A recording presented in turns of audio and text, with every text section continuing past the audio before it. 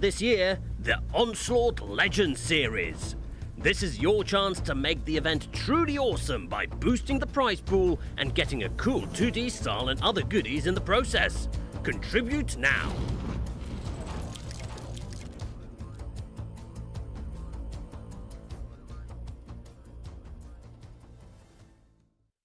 Hello, ladies and gentlemen, and welcome to the Onslaught Legends Series Day 7, the last day of Phase 1. I am joined today again by Moff. Gihan is being put on the bench for a little bit longer. How are you doing, Moff? I am doing good. I am just stalling it out for Kihan, just leaving it as long as possible before he has to cast with you once again. That is so mean. It's almost like he's afraid, but I have nothing to do with that. But yeah, today we will be deciding who is going to be in Phase 1. Most of those positions already have been confirmed, Moff, but not all of them, however. But take a look at the playdays. Again, reminding you guys, for the next 3 Sundays, including this one, we will be having broadcasts as well. And today, Moff, will be the first day that we get to watch a little bit of NA. Yeah, it's the first time we're going to see the NA Legend Finals. There's going to be 2 semi-finals, which are both best of 9s there. The first one of those will be today. I believe it's going to be Dopamine against Escalade. That's correct.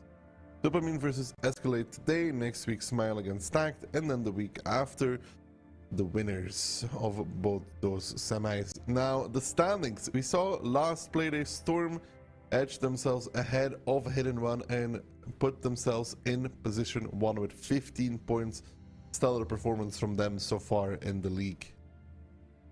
Yeah, I mean, it shouldn't really be a surprise that they're at the top of the leaderboard, but I kind of get the feeling that everyone's a little bit surprised that they're at the top compared to Cashback and Hit and Run. Down at the bottom, we have Clueless. Unfortunately, there's nothing more to say about that. They are unfortunately out of Phase 1. They cannot qualify to the next round, so they will be fighting it out for relegation playoffs with teams from the OCS. Now, the drops that so many of you would like to know more about. Today is 6 tokens compared to your respective 4 from Tuesday and Thursday. So a little bit more towards the goodies in the Onslaught token store, which Moff knows all about, right, Moff? Yes, I am very much informed. Also get the rental mouse and 7v7 STB. STB is just a fantastic tank. Really enjoy playing it compared to the Sente X. He's learned the way of PR. Well done, Moff. I'm proud of you. Overall, lots of goodies to be earned here today. But for the teams, there's some goodies to be earned as well, aka making it to Phase 2. And the Onslaught Legends Series has crossed the 60k cap. Big round of applause for all of you. Moff, I don't know. That was all me. Yeah. Keep dreaming it. Keep dreaming. So, big jump there. 60k, not too bad. First place is taking 50% of that. So far they're taking 30k, which is per player, Moff. Not bad whatsoever. Yeah, it's a pretty good motivating factor for those teams. NA, of course, getting 15k US dollars as well. So they will have sufficient motivation to win the championship. I will hope so. We'll see how Dopa fares today against Escalade. That should be a Dopa favorite match, but that is going to be at the end of the broadcast. First up, it's going to be Mafia versus Conquest. An important battle to decide the remaining team that makes it into Phase 2. Then Clueless versus Hidden One, more of a let's hope Hidden One can perform. And then it's another important one, so Solyanka versus W. If Conquest was to win against Mafia, then Solyanka has to actually beat W. Yeah, big games today. Conquest, obviously, with this late run of form they've had, they do actually have a chance of making it out of Phase 1. But obviously there's some conditions there with round difference compared to the other teams. But it will be Mafia against Conquest to start off the day. It's going to be important for both teams as well, because the points do stack up going into Phase 2. So Mafia, even though they should be through to the next phase, they still need to pick up 3 points. And for Mafia, I mean, there's no slouching here. They want to get all the points possible for the next phase, because of course the points transfer over. We don't reset the leaderboard. So for them, big match coming up, but for Conquest, an even bigger one. They really, really need to win this if they don't want to head towards regulations or relegations. Yeah. And a couple weeks ago, we probably wouldn't think they have a chance in this kind of match, right? But and they've got 2 wins now. They beat Clueless, which is, you know, arguably not that impressive. But then they beat Solyanka as well, and Solyanka have had some great results so far. They've beaten the likes of Hit and Run, etc. So beating Solyanka, does that suggest that Conquest could actually cause an upset here? I'd say yes. After the victory there, I mean, anything is possible. Community predictions don't think the same as we do, but in my mind, there is definitely some potential here for Conquest to pick up this match. But they don't need to just pick it up, they want to pick it up clean. Yeah, they do need to realistically get a 3-0 because of 3-0, the round difference. Yeah. It's going to be difficult to have such a commanding victory. Mafia have had a lot of close games. They haven't won every round, but pretty much every match they've played has been at least somewhat close. Player profile here. This is YOLO, doing an average of 3.3k damage, 1.1 kill to death ratio, so pulling his weight for the team, mostly an RHM player. And pretty good at those RHMs as well. He's been playing a lot of Tessak recently, Moff, in random Onslaught as well. Everyone's been playing a lot of Tessak. Yeah. Inspiration from previous OLS You know stream. what that ruins the Tessak though a little bit? Believe it or not, EBR. Yeah. I was playing EBR can be a bit of a nightmare. I was playing against one yesterday, and he was clipping, and then I just smashed myself into him and shot him at HE, and then he died. Yeah. It's also difficult because he's got to lead the spray in those 1v1s, which can be a bit awkward for the Tessak, but it's got good and bad qualities. Never mind that, though. Map pick and bans coming out. Mafia banning El Haluf, which is not really surprising. We know that Conquest have played a lot of that, and that was one of their big successes yesterday when they played against Solyanka. Sorry, not yesterday, but previous stream. Pilsen being picked by Mafia. It's been a pretty strong map, I'd say, for them. They've played that quite a lot. And then Muro being picked by Conquest.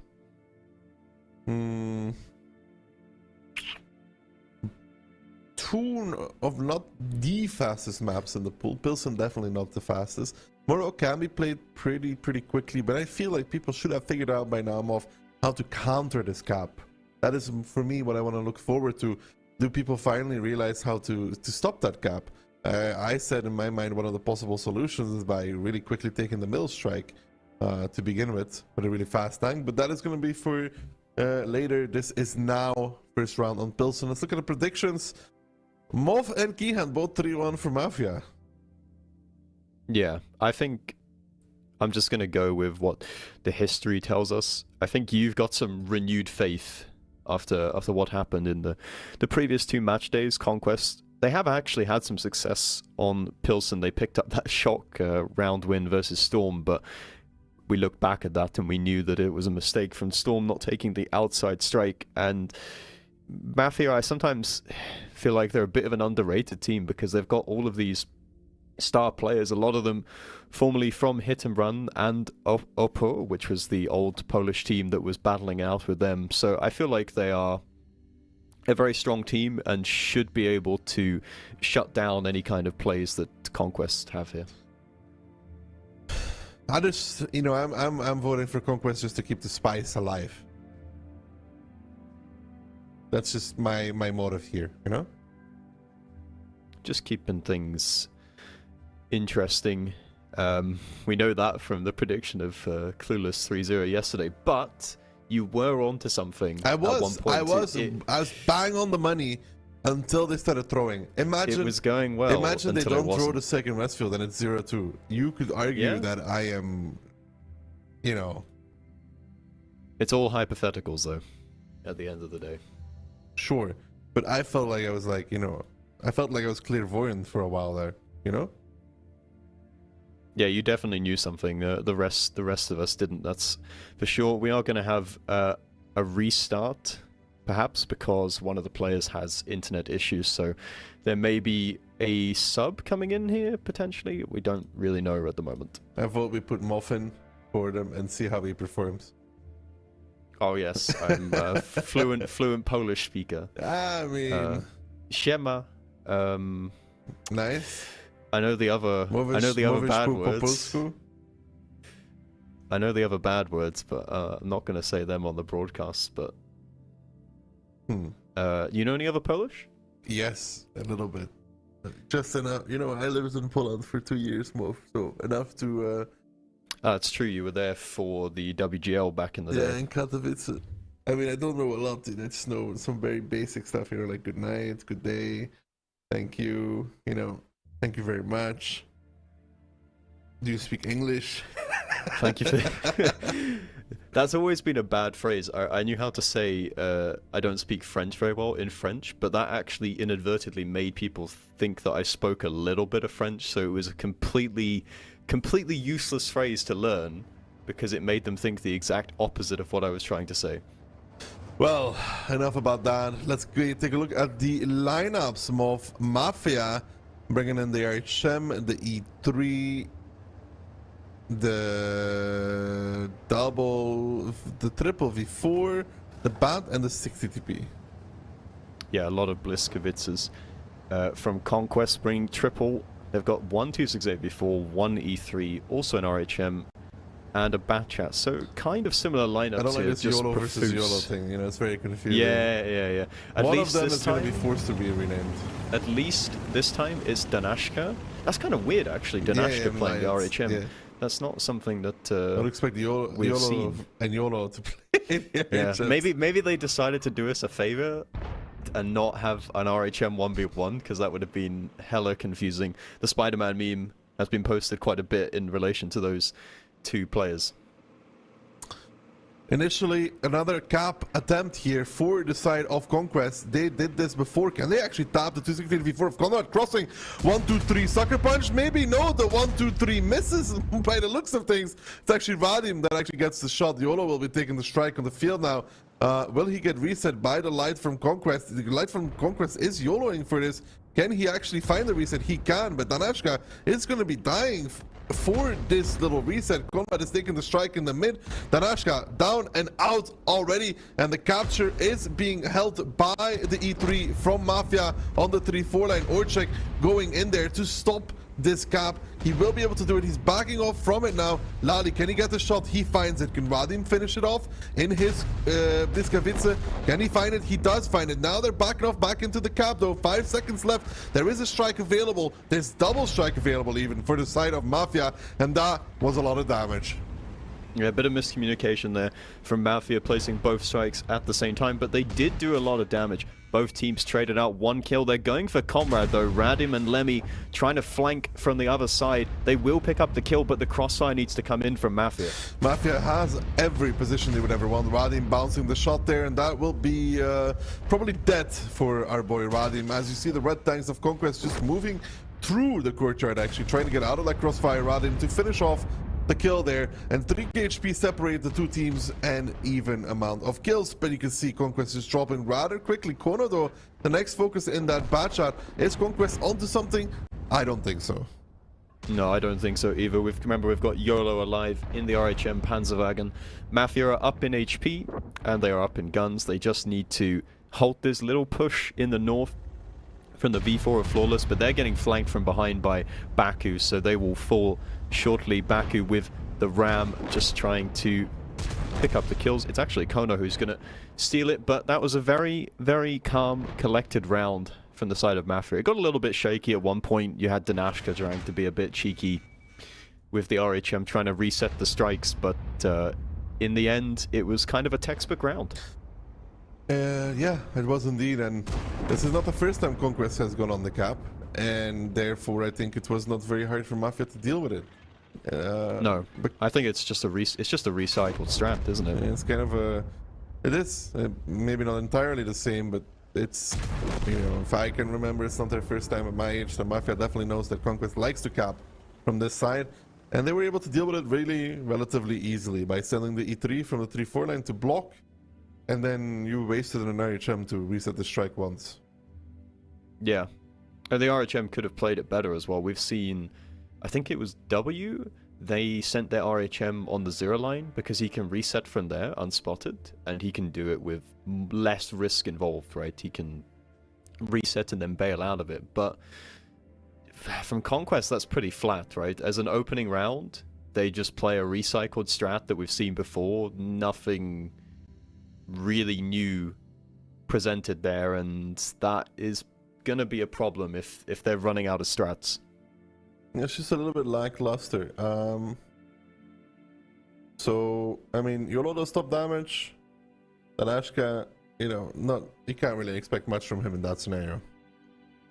No, he did 2 shots, which is pretty normal, to be honest. He got 1 reset on the strike.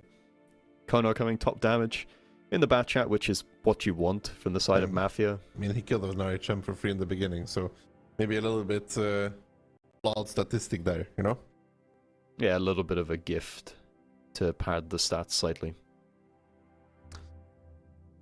This is a disappointing round for Conquest. I'll use the word disappointing because this is a very important match for them. Yeah, it's all on the line, right? They have to win this match first and foremost if they want to qualify, but they also have to win it convincingly, as we said with the round difference. It's not necessarily all within their own control, right? So, like I said, to bring the exact same strat that we've seen before to Pilsen, you've had a bit of time to prepare for this match. I think they need to win at least 3-1. Yeah, at least 3-1. So that's already 1 round gone, right? They have to reverse sweep it now. They have to win 3 rounds in a row if they want to make that happen. So I think, like you said, it's just disappointing that they didn't try and cook something up a little bit unorthodox, because it feels like that's the way they're going to be able to win this match, right? As if they're able to surprise the Mafia guys in some way. Yeah, and potentially capping yet again is not the way towards a surprise for the side of Conquest. Mafia learning from, I think it was Uzak that got tracked before he reaches the cap, so now teams just started taking from the inside. And taking from the inside, well, it's a lot harder to stop. They had to really counter the 3-4 line if they wanted to do this. Yeah, and you have more lines where your teammates can provide crossfire from. Also, got to remember not to activate that ability, right? Because of the 1 HP of track health. It's quite a double-edged sword with that ability, where you have this damage reduction, but then you can also get perma-tracked instantly. And we saw some of that perma-tracking on Ensk in the last playday.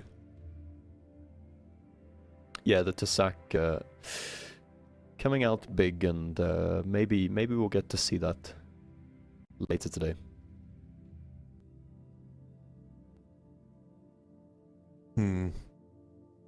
If we get to see Ensk. Because Mafia is one of the few teams that plays Ensk, if you remember. Yeah, they're one of the few teams that doesn't actually permaban it out, which is... I said that was a big plus for them, but then they got absolutely rolled by Storm on it. And Storm have actually probably looked to be the team that had the best form on that map. Second round coming up, though. We've got double bat chat from the side of Conquest, double 268v4, 1e3, 1e4, and an RHM. Mafia, on the other hand, an RHM as well, with an E3, triple V4, bat, and a 60 PM. We'll have the YOLO versus YOLO duel, after all. Yes, this is what the people wanted. Cannibalism. After all this time, we've been waiting since the very beginning of the OLS, and we knew that there were 2 players with the exact same name, and neither of them were forced to change said name, so hopefully we'll get an epic 1v1 duel at some point in this battle. Spots coming out in the beginning. I think that's about 5 tanks spotted from the side of Mafia, so a pretty good plane from the Conquest YOLO. This is an interesting move from both these teams. I mean, look how many tanks are on the field. That's a full field commit from Conquest. No presence, really. It's the same kind Only of... one E4. Same commit from both sides. Yeah. But if you look at Mafia, they do have the E3 of Orshek over there. just a little bit closer towards the cap, and that's going to be allowing him to take the strike later on in the game. Of course, he doesn't know that there's no one on that side of the map right now, so he'll be a bit cautious. Baku getting spotted out, as well as Prafuf's. Lemmy is moving up through the water here, but he has been spotted now by Kono, who's behind that little dip over there, so he should be perfectly safe. But what can Lemmy come up with here? They're going to have to clear out the zero line. Kono's going to be able to do a strong clip if they don't realize he's here, but they are sending double bat for this. Lemmy now moving up. Can Mafia support Kono in any way? Kono lets off a shot, so he knows he's here now. Lemmy pushing in kind of by himself. Can he push YOLO's into the there water? to support. And it's where's the second bat shot from the side of Conquest? That's the big question. Dani now coming in, Lemmy clipping out. Kono is going to be killing Lemmy together with YOLO in the right champ. Can Dani find the kill on YOLO? It looks to be the case. He's struggling a little bit there with that water. Of course, if your gun's in the water, you cannot shoot. This is going to become a little bit of an issue. Dani does find the kill, but now he will struggle against that RHM. Radim pushing up in the field in the meantime. A strike coming on towards him as well. A strike in return. Radim takes it to the face. But this is still playable for Conquest Moth. They're down a little bit of HP, but maybe they can win out in the brawl. Can they find the right engagements? Marcel currently no ability activated. Can they find a shot? No. Flawless actually bouncing, and Radim might fall here against Profuse without ability. That is going to be another kill for the side of Mafia, followed by Lali as well. All falling to pieces for Conquest yet again in round number 2. Yeah, even the E3 just died in the middle of the open in the 6th line. Flawless will fall shortly. We've got YOLO versus YOLO. It is happening in J7, and I think YOLO is going to win that game and lose that game at the same time. The yellows versus the reds there. He should pick up the kill. He ran out of HE apparently. Okay. Bit of tomfoolery going on there. YOLO just gave up the fight and allowed YOLO to win, but it's another clean round from Mafia, and the execution from Conquest just not there. The double bat just didn't commit together. I think they probably thought it was clear, right? And that Lemmy could just push up completely by himself. Yeah, no, oversight there from the side of Conquest. They need both the bad shots to go, but at the same time, they're also trying to push the field, which, you know, they can't really achieve, so it's a bit weird there.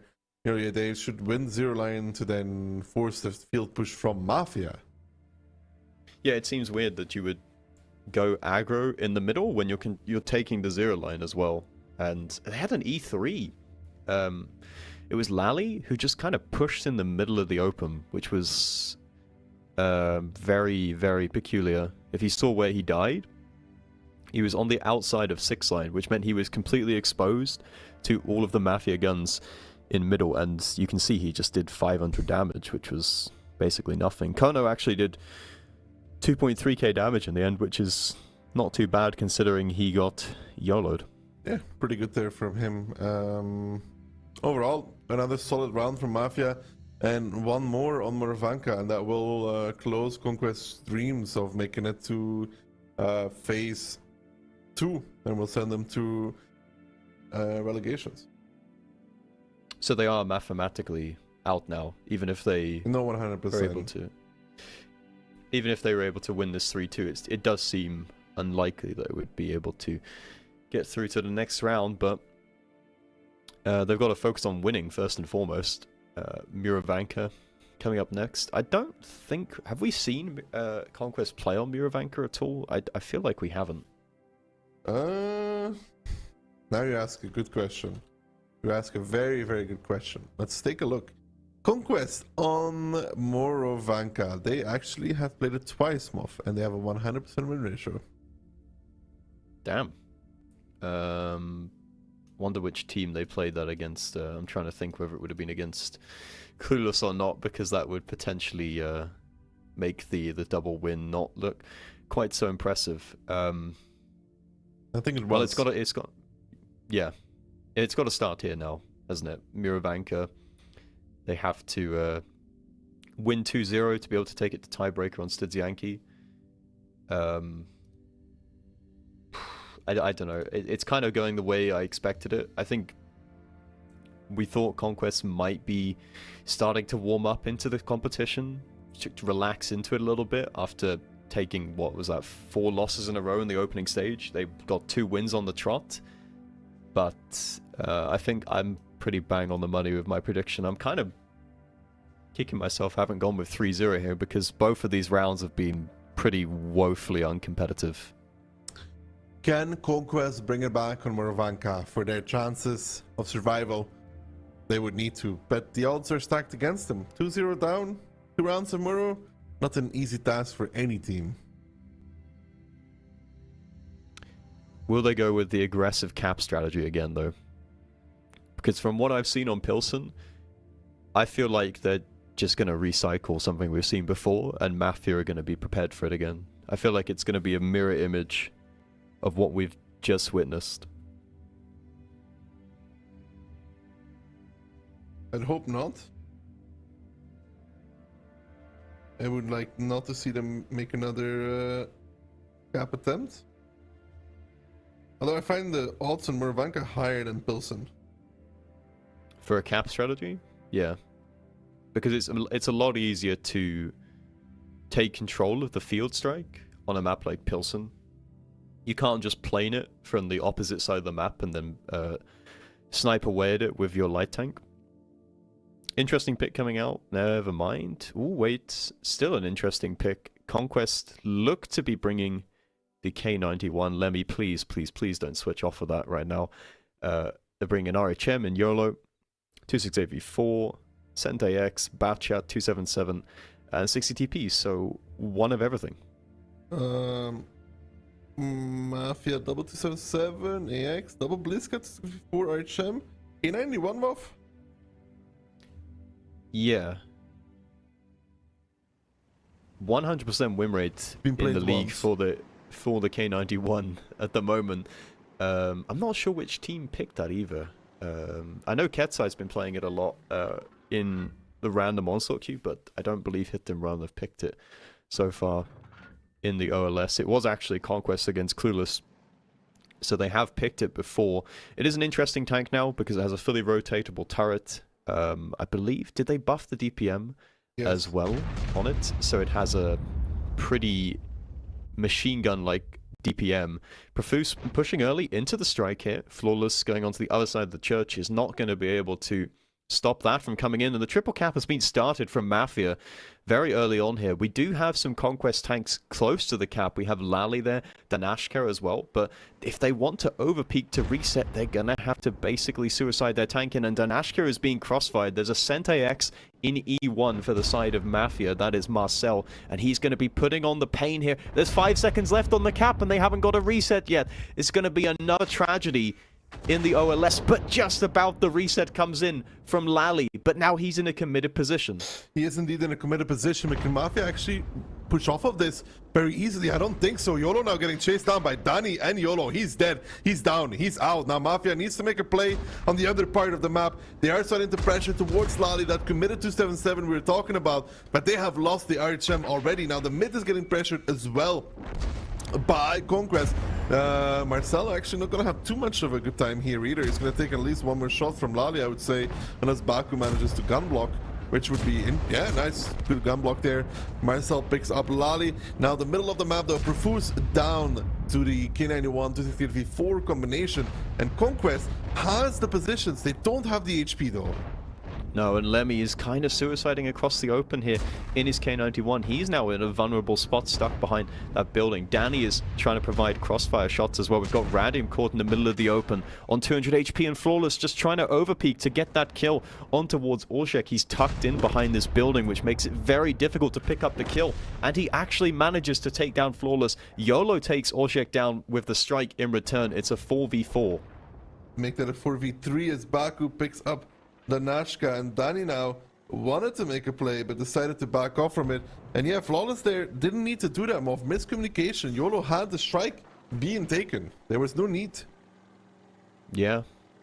YOLO collected that strike and was able to pick up the kill on towards Orszek for free. Danny now sort of left in a bit of a tight spot here. He's got to somehow figure out how to get a reset without throwing his tank away. Lemmy can't really support at all because he's stuck behind that building in the K91. 15 seconds left on the cap, and Danny is just shooting away at the 277, but that is exactly what Baku wants. He doesn't care if he gets clipped here. His team is about to capture the base. Reset comes in at the last second, but Danny is going to be out of shells here. Baku down to 498 HP, but but will he get it in time? No, though? There's won't. only 6 seconds left, and there's no one close to YOLO get a reset. maybe. YOLO is going to have to torpedo in. No, YOLO gonna reset on Marcel. Now Danny needs to not die against Baku somehow, which is the bigger question here. He needs to stay alive at this moment in time. Can he do it? It doesn't look like it. Ooh, strike comes out on towards Baku. He's a one-shot. Danny tries to get the flick onto Marcel, not able to do that.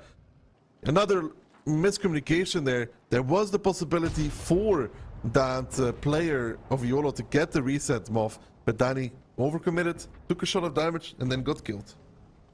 Yeah, but they still have a chance here.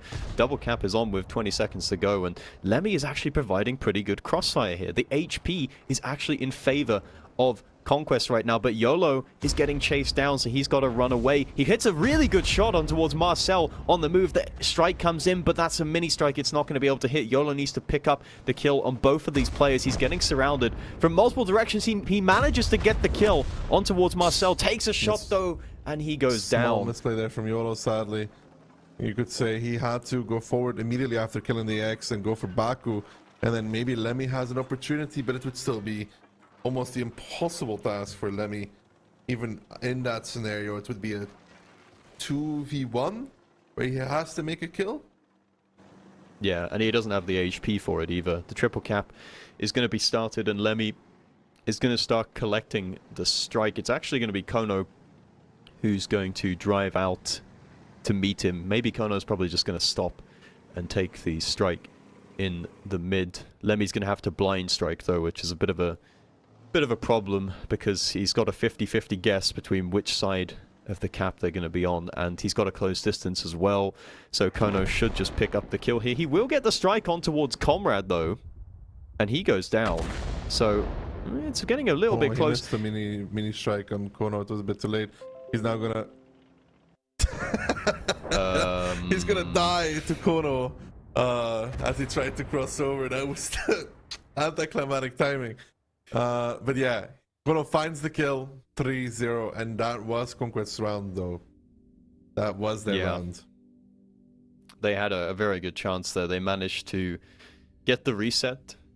They managed to take out the light tank as well. They had the surround. They had the map control available. Just, again, the execution at the end. It's ironic, actually. In the early stages of that, they played worse, and in the late game, they played so well, they almost managed to bring it back, but it is still just lacking. And there's some communication errors for Conquest that they really need to work on, because I'm thinking back now into the round them off, right? Flawless dying against a 268v4 that YOLO was going to kill either way, because he was taking the strike, right? So somebody should be screaming Flawless just to go safe. He can survive a 268 shot, right? So he just goes safe, and YOLO kills him. And, you know, they have another tank alive. YOLO should be saying that he will make it back to reset so Danny doesn't try to peek the cap. That way Danny keeps 1k HP or 800 HP. Anyways, enough to kill the 277 of Baku in front of him, right? And yeah, because he could have just gone into the 1v1 without exposing to anyone else. Yeah, exactly. So he could just go back and kill Baku, and then you have this bad shot that nobody can push anymore with the IHM behind, and the round is always over. Yeah, but that's what defines or separates the good teams from the great, is being able to get those little communications between the teams, between your players on point. And you can see Conquest, like, they've got some ideas and they have some good strategies, but they just cannot bring it all together in the end. So Mafia take it 3-0, 3 points on the board for them. Job done for the day. They can just kick back and relax. Job done for them, and that will remove the pressure from Solyanka as well, because Solyanka is now guaranteed to be in phase 2, so they can play lights out against W without any additional pressure. But match 1 done and dusted. Moff, when we get back, it's going to be another cracker. But before that, let's take a little bit of a look at the replays and see just how Conquest lost out on phase 2.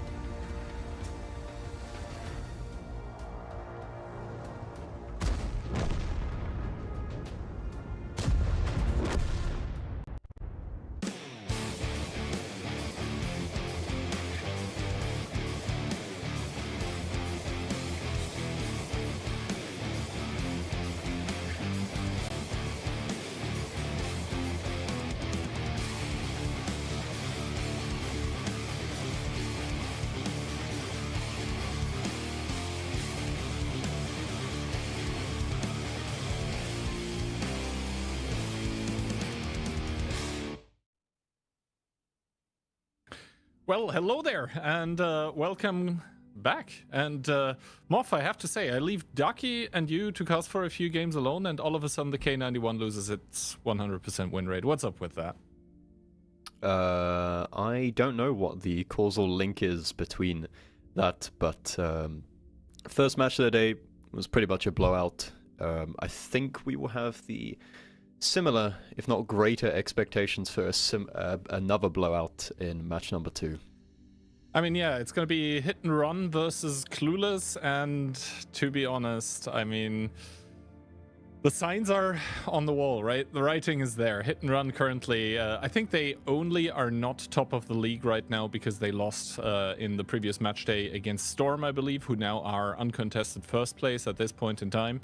But yeah, they are pretty much on top of things, and on the other side, Clueless, I mean, for them, it's going to be their last day of the OLS. That much is for sure. However, I think they want to leave a mark, and I have been hearing that they have been cooking up some stuff because they want to go out with a bang. They want to provide some fun for us on the stream, and hopefully that is exactly what we're going to see.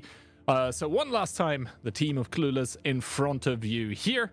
Ferret in the middle of the season, replacing Nookie. But yeah, overall, great bunch of guys.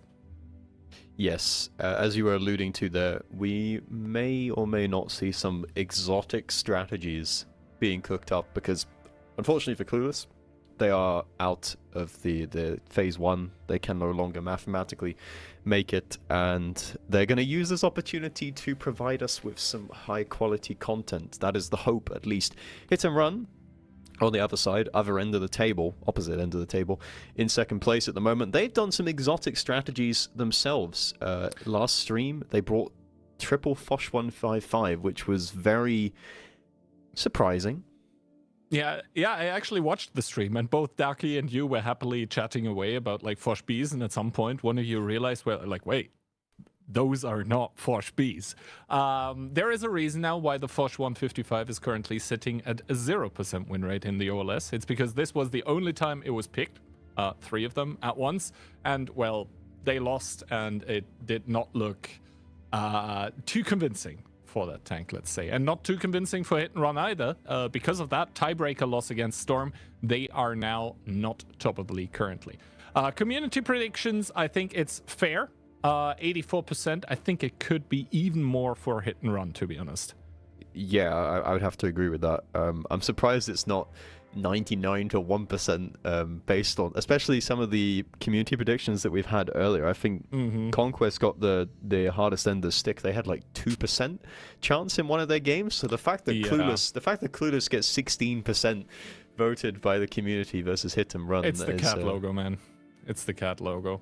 But yeah, the other thing that should be mentioned maybe is that Clueless, I mean, so far what they've been playing has not been working out, obviously, but maybe now without the pressure of, you know, there is nothing left except looking cool for them here. I mean, obviously they have secured a ton of rewards for themselves, in-game rewards, but like now the pressure is off and now they can actually like try to cook up some stuff. And remember, when they were playing Cliff, for example, with that double griller, it worked. So them cooking has been okay so far. So let's see if they're able to spit into the soup, even though Solyanka is not playing here, of Hit and Run. And yeah, we did see Ketsai, absolute monster of a player, pun not intended. He's just the super versatile player. He plays basically every tank. And on the other side here, Ferret recently switched to the team of Clueless. And so far, I mean, yeah, the team has been losing, but he's been putting up some numbers. Yeah, if they're losing their games, it's mostly not his fault. We had a minor misplay in the match before against W where he could have picked up a kill on a Sente X and elected not to. But if you look at the kill to death ratio, he's doing 3.5 there, which is definitely overperforming for the team. And it's even crazier if you think about the fact that his team is losing. So getting a good KD ratio is hard because most of the time when you're losing, you're dying as well in Onslaught. So yeah, he's definitely been a strong addition for his team here. Now, map pick and bans, we're going to start off on Cliff. And, I mean, Let's hope they don't bring Dady close to any cliffs there. Then they should be okay. Clueless, that is. And Hit and Run, obviously a very scary prospect on that map, I believe. And then we're going into Ensk, which is, I think, quite a curious choice by Hit and Run. I don't think it is, really, at all. I mean, I know they had a bad game before against Storm, but Clueless is a different opponent to Storm, and Clueless have looked like their namesake, Clueless, on Ensk. None of the games they've played on it have gone well for them, so it seems like a pretty safe bet for Hit and Run to pick those two maps. Pick Ensk. They're getting Cliff as well, so the map pool really doesn't look good for Clueless. I'd say Cliff and Ensk are probably Hit and Run's two strongest maps. I mean, that being said, I think Hit and Run basically on any map can be very interesting. You can see here that they're actually banning out El Haloof. That being said, Hit and Run has looked very, very convincing at previous times on Haloof. So maybe it's just a ban here against Clueless and not their permaban per se. Or maybe they don't like Pilsen. I don't know. But yeah, all of this said and done, I think it is the battle of the underdog against the battle of a team that's currently looking to put themselves in a good spot to have accumulated a lot of points for Stage 2 that then will basically be already the foundation for making it into the finals on October 13th. So... Yeah, it's kind of the same story as with the Mafia game earlier, where it's just potentially a free 3 points to put on the board, and you just want to clean sweep it as quickly as possible. Ideally for them, they would like to not leak any strats, right? They would like to just play for default, and hopefully, for the sake of Hit and Run, they would like to think that's enough to secure victory. I mean, yeah. I think the story of the match here can basically be summed up as, Clueless. They've got no pressure on them anymore. They just want to look cool. And maybe they will bring some tanks that we haven't seen yet. That being said, which kind of tanks do you think have we not seen yet that are actually viable for Onslaught currently? Well, I do know a little bit of backstory. We managed to meet Ian, one of the players from Clueless, in a random Onslaught game. And he was asking what tanks he should bring in the last match day of the OLS in their Phase 1. And the suggestion was FV 4005. And given that we're playing on Cliff, given that we know that they've brought Grilla before, I think there may be a possibility that we see that tank. I mean, especially since Cliff has some really great positions close to the base for tank destroyers. There's actually a map guide by some guy called Keyhand on the World of Tanks YouTube channel. I think you should go and check it out. I think those positions are outlined pretty well there. Yeah, we've all been made very aware of those positions, and maybe Clueless can use that to their advantage. Of course, Onslaught being Fog of War in the beginning, if they are not spotted in an FV, for example, then there may be a very unfortunate Hit and Run tank driving up the hill in the beginning of the game who gets clapped for about 2k.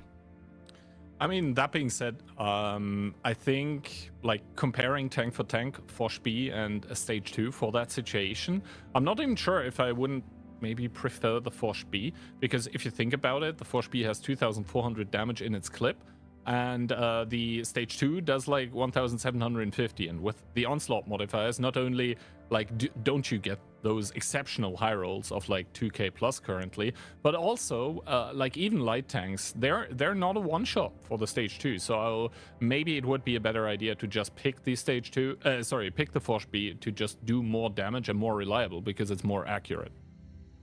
Yeah, but this isn't about what's better, this is about what looks cooler. The Fosh B, of course, if you've got 6 shots versus 1, the FV does has the possibility of missing that 1 shot. With Onslaught modifiers, of course, the accuracy does go up, which makes it more reliable to hit those kind of shots.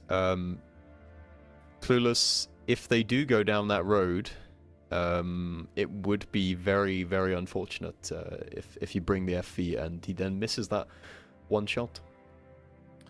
I mean, one shot, one opportunity. We all know how the song goes. That being said, your personal prediction. What's it going to be? I win 3-0 hit and run. Yeah, I've got nothing left to offer with regards to the British bias. It's just it has fallen apart. It was okay, right? It was steady. It was going steady for the first few games. There was some like silver lining. You could see the plans coming together and how the team was structured, but I think at some point in the middle of phase 1, the team, they just collapsed after about week 2. They lost then 3-0 to Mafia, and then they lost to Cashback and everyone else. Yeah, predictions going through.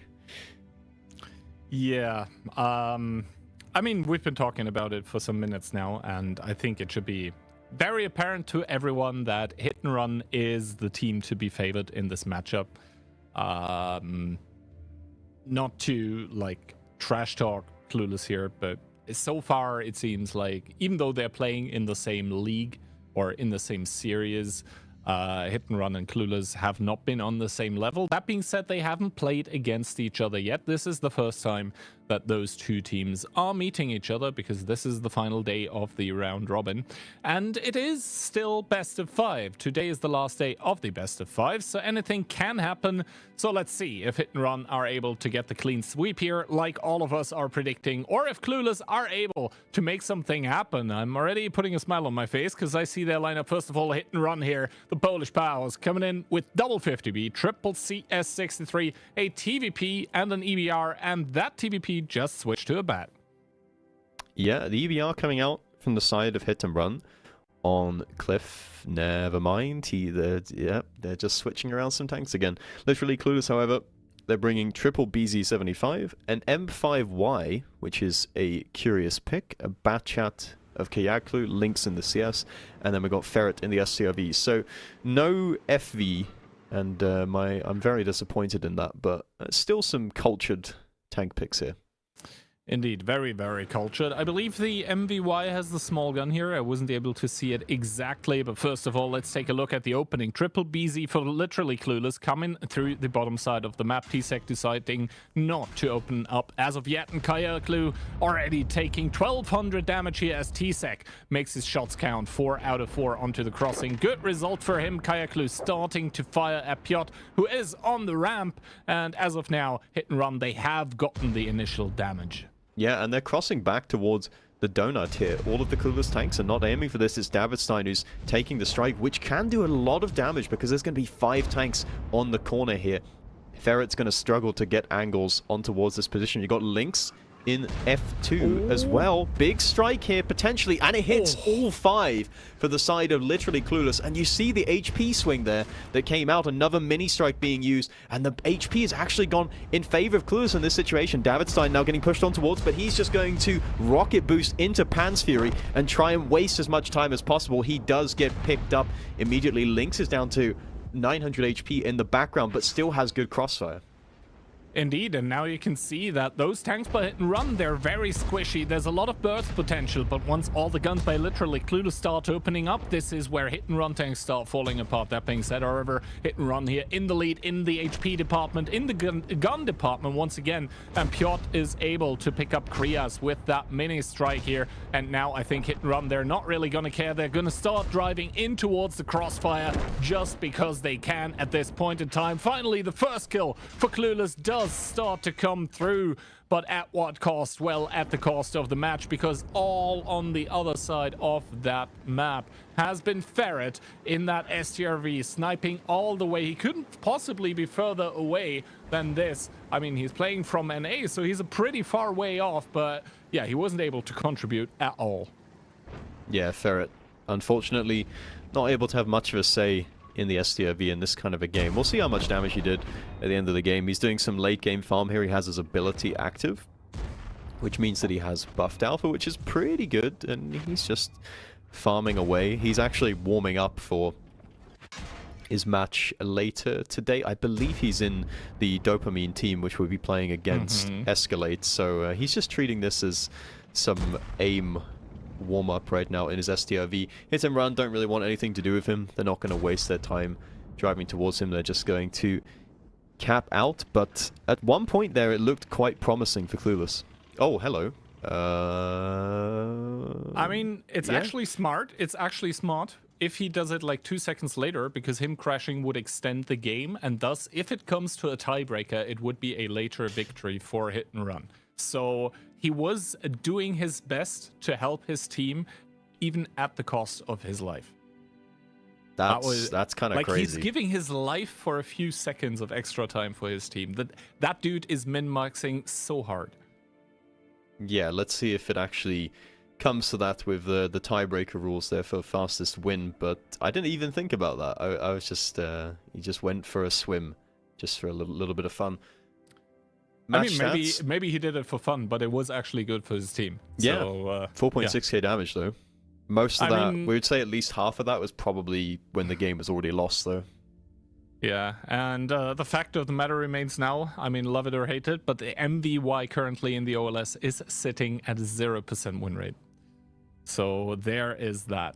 But yeah, overall, I think we saw a team of Hit and Run that came into the round. They didn't do anything particularly special, except for, whenever the opponent peaked, they shot them, and that was kind of it. So I don't think there was any like masterclass strategy coming out of Hit and Run. They were playing very autoloader heavy, and you could see kind of when they started pushing and then they got striked that, those autoloaders can be very squishy, but they were able to get so much damage at the start of the game and then like later on as well, once all the autoloaders were reloaded, that it didn't really matter, right?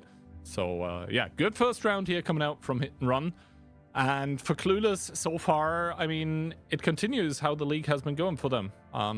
Not the most convincing gameplay. No, and I think what you said about Hit and Run, it's a pretty good summation, is try to win the game with the least amount of effort possible, really. You don't want to leak any strats, just play default.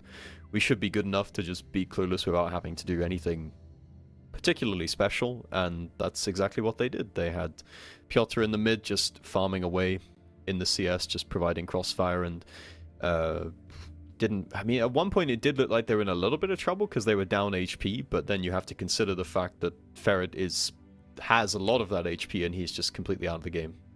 Yeah. So now sides are gonna get switched. I mean, MVY is the first tank that Clueless basically cooked up, and the dish kind of spoiled for them. And now I think arguably they're playing from the side where the stage 2 doesn't really work.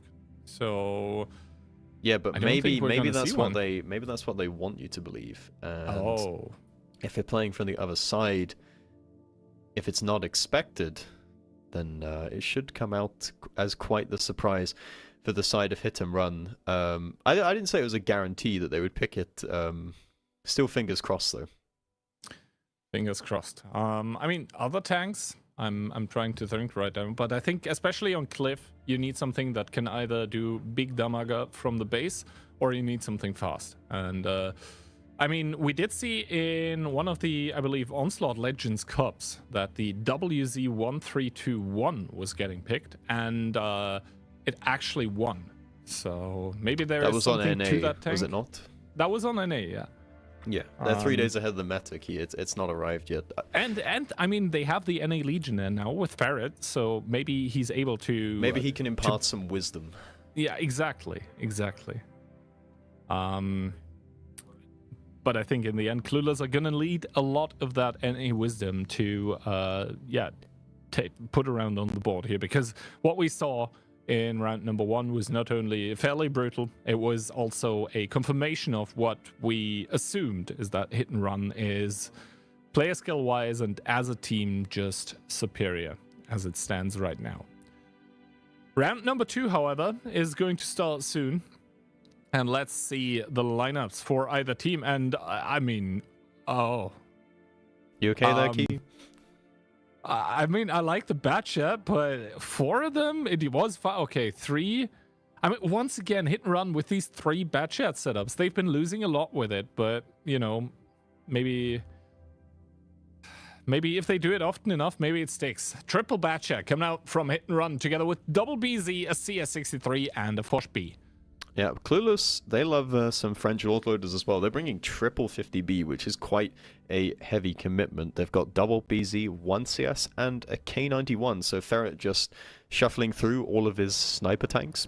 Going to play K91 from this spawn, so we'll see where he goes. He is going towards the 1-2 line, as is the triple 50B. So anyone that commits in the 1-2 line from the side of Hit and Run will get absolutely nuked, but it doesn't look like Mentos is pretty interested in doing that. Actually, he is going to commit into F1, but the rest of his team is coming over from the top side. Mentos going to try and provide crossfire. The K91 is going to go off and duel towards him, but Hit and Run, they don't care. They're going to go over the middle.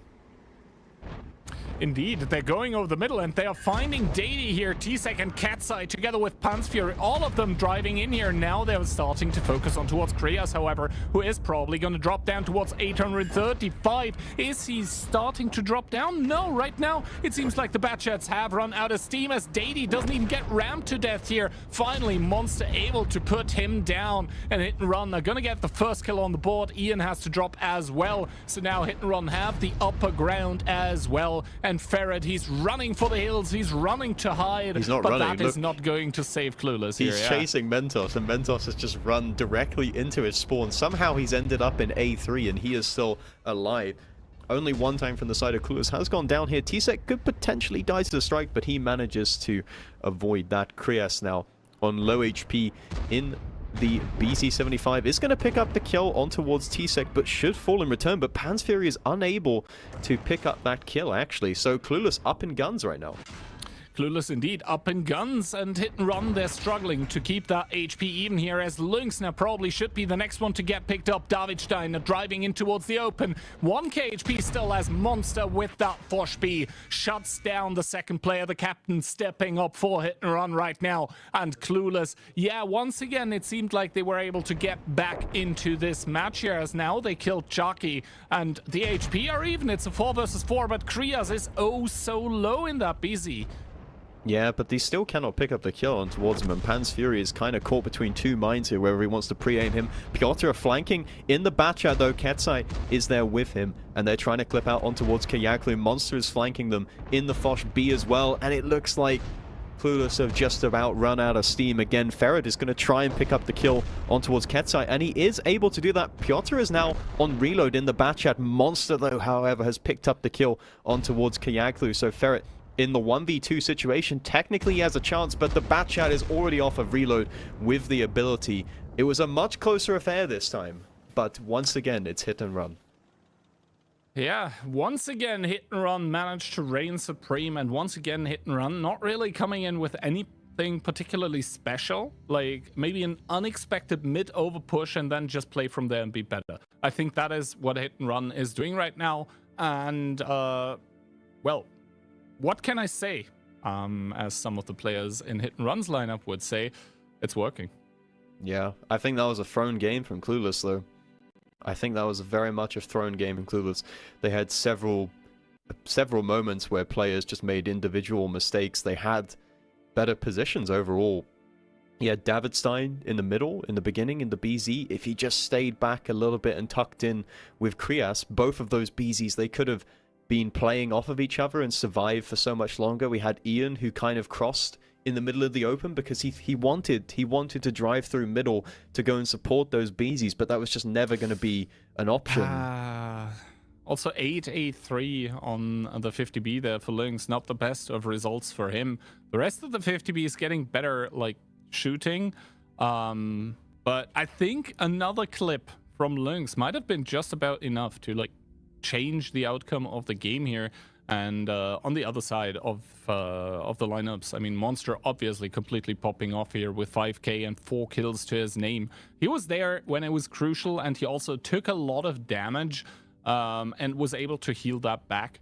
So that is like one of the abilities in the Fosh, to just, you know, tank the damage for your allies, then heal it back, and being able to rinse and repeat. That can be, yeah, just so infuriating even playing against it, right? You're shooting at the Fosh, and realistically you're not getting a lot done. You're essentially wasting your DPM. So Cliff, Clueless's pick here, gets completely picked up by Hit and Run, who just 2 rounds in a row come into this one and immediately look for the aggressive matchup against a team that they perceive to be weaker, and to be honest, it has been working out perfectly. Second round was rather close, but now we're going to Ensk, and I think Ensk is one of those maps where it allows for unusual strategies. You could say that, but there are some sort of default openings that have to be used in order so that you don't get boxed in and lose total control of the map, which we've seen Clueless do on more than one occasion. But I think after that second Cliff game, you know, it's sort of the story of Clueless throughout the entire OLS, is that they have these moments, these rounds where potentially there's something to build upon, but then in the mid round it's the decision making from the individual players that just doesn't come in at the correct moment, and it costs them the game, because that round is very much there for the taking.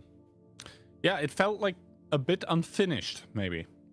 So I think if the team of Clueless stay together and train more together, I think there could be something really good coming out of it. For now, however, this is possibly the last game for Clueless in the OLS. So let's see if Hit and Run are going to continue what they've been doing, and which is, well, picking up round after round, or if Clueless are able to extend the time that we are going to see them, because realistically that's what they are fighting for here. They're fighting to put on a good show, and I mean, we can see that they're, there's an idea behind what they do, but the skill diff, if you want to call it, there currently seems too big. Yeah, having top players in your lineup does make it a fair bit easier, but they seem to have been inspired by Liberty from Cashback, as does everyone else on the server. I've seen a lot more Tissacs in my random Onslaught games, which is both a blessing and a curse, because when you're playing the RHM, if you're trying to take control of those radar towers, it do be a little bit annoying when you're just getting spray transferred for the entire bush line. Yeah, indeed. That's also something that the Tissac can do. That being said, Hit and Run are going to come into this one with a WZTD, 1E4, 1E3, triple V4, and a 705A. That's a pretty heavy and hefty lineup. It is a very heavy lineup, but the spot comes in from the plane. So Hit and Run do know that there is a light tank available for the side of literally Clueless, but they have that early info advantage, and we got Daddy in the Tissac. He's going to be spotting the one line at the moment, just seeing if there's any aggression coming out, because they know that Hit and Run are playing towards the city as well, but they have all 7 guns here. So the key thing for the side of Clueless will be to pick off these guys in the city as fast as possible before any kind of crossfire can come in for the side of Hit and Run. And so far the trades seem to be going the defender's way, and the defender in this case is Hit and Run. T-Sec, Pans Fury and Mentos, all of them managed to connect their shots. Not a lot of damage dealt in return so far, and for literally Clueless, this is do or die. This is clutch or kick for them. They need to make it work right in this instant, and right now it seems like they're running up and into a roadblock. They're unable to continue pushing in towards this crossfire coming in from T-Sec and Pans Fury, and to be honest, the Tessak also not really finding the engagements that he wants. He's going to get the artillery strike, but at what cost? Yeah, they're about 5k HP down at the moment, and Hit and Run with a very, very swift reaction. They just pulled out towards the edge of the city, and there's no tanks that Clueless can push on towards. Nothing is for free here. Krias just trying to make some kind of move, but Mentos is ready for that as well, and Tassak is unable to find any impact because he's isolated from the rest of his team, and now Hit and Run are making their push back through towards the guns here. Dady is just trying to do what he can, trying to harass the guns from behind, but it just doesn't matter. Monster doesn't give a damn. He has so much HP to go around for the rest of his team, and Clueless, they may have had the early info, but Hit and Run knew exactly what was happening. Hit and Run immediately knew what was happening, and they were so ready. Liberty is probably going to be a bit angry with Dady here for ruining his 100% Tissac win rate. This actually means that there is not a single tank currently with 100% win rate anymore after this battle finishes, and now the Tissac is going to be the only tank remaining for literally Clueless, who have provided us with a lot of fun and entertainment. But unfortunately for them, this is the end of their OLS journey. For now, at least. They have For to... there's going to be a relegation playoffs that they've got to go up against teams from the OCS, which is the sort of qualifying division below. And that's actually way more important. Actually, no. That's going to be 5th and 6th place. We're going to go into that later. Actually, Clueless are going to have to go through open qualifiers for what is going to be official spoiler, the OLS season number 2. I think I confirmed it once, so I'll double confirm it. Yes, it's happening, guys. But yeah, hit and run. I think the way to characterize what we just saw is they did their homework. I don't even know if it's homework, really. They just react well to what's presented in front of them. It's not like you really have to plan too much for that kind of a play from the side of Clueless. It's just a full-on blind push. Well, it's not really a blind push because they had the info, but it's just a straight push through the city. That's the sort of thing that we used to see a lot back in 15v15 ENSC when teams don't really know how to play the map. They just all push on towards one side, but against a team like Hit and Run, they're too smart for that, right? They know that they just need to back up around the corner, create these crossfires, not allow Clueless to push onto any tanks for free, and it goes pretty much the way you'd expect. Yeah, and the way that was expected did indeed happen. So Clueless is going to fall short here in the second match of the day, Hit and Run, with a second clean sweep. But don't worry, guys, we have a lot of content today, because after a quick break, we're going to have Solyanka versus W, then Storm versus Cashback, and a treat to finish it off. The OLF is going to make its first appearance today, so today is actually going to be when we are going to take a look over the big pond, and we are going to see Escalade versus Dopamine. So that is going to be a treat for back then. Now, however, let's head towards some replays and see how Hit and Run just dominated Clueless.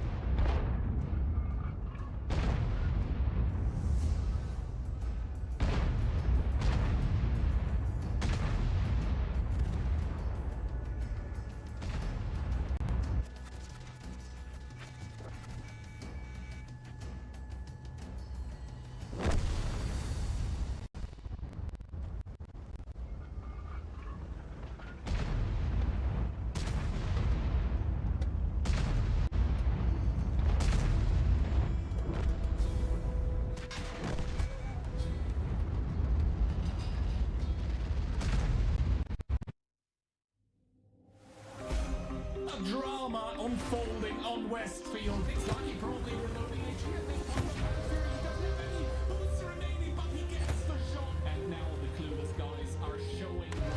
You can dispraise me and you can condemn me for everything that brings me spark in my life.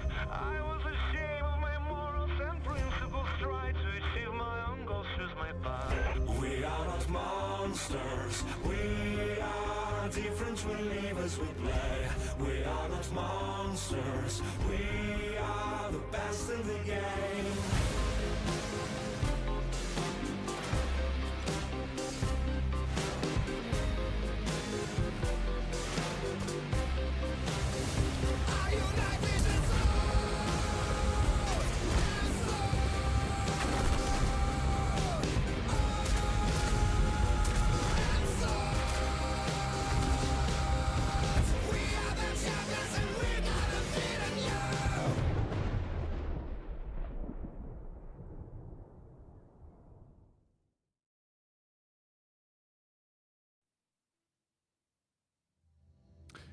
Welcome back to the third match of the day, and Ducky, it's been quite a while. Solyanka versus W. What do you expect? I expect very great things from both of these teams. I'm just What? checking if I can see the fear in your eyes. You've been hiding for so long. I Well- almost thought you weren't coming back anymore. I have returned, and See, he says shivering. the returns of my firing have been greatly the rumors of my firing have been greatly exaggerated, as you would say. But yeah, team lineup here. Solyanka coming in, they had they dropped 2 players and they added a new one. Shockerix now coming in. Let's see if that's gonna help them.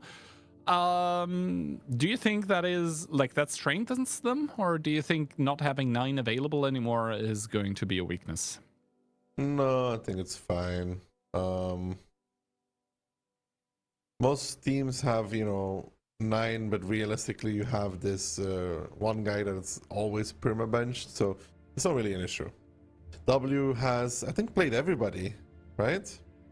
Yeah, I think I actually spoke to Jackafer earlier today because I met him earlier today. He has been in Prague over the weekend, and he was like, we are a kind of strange team in the sense that every single one of us normally wants to play all matches, which apparently isn't the case in most teams.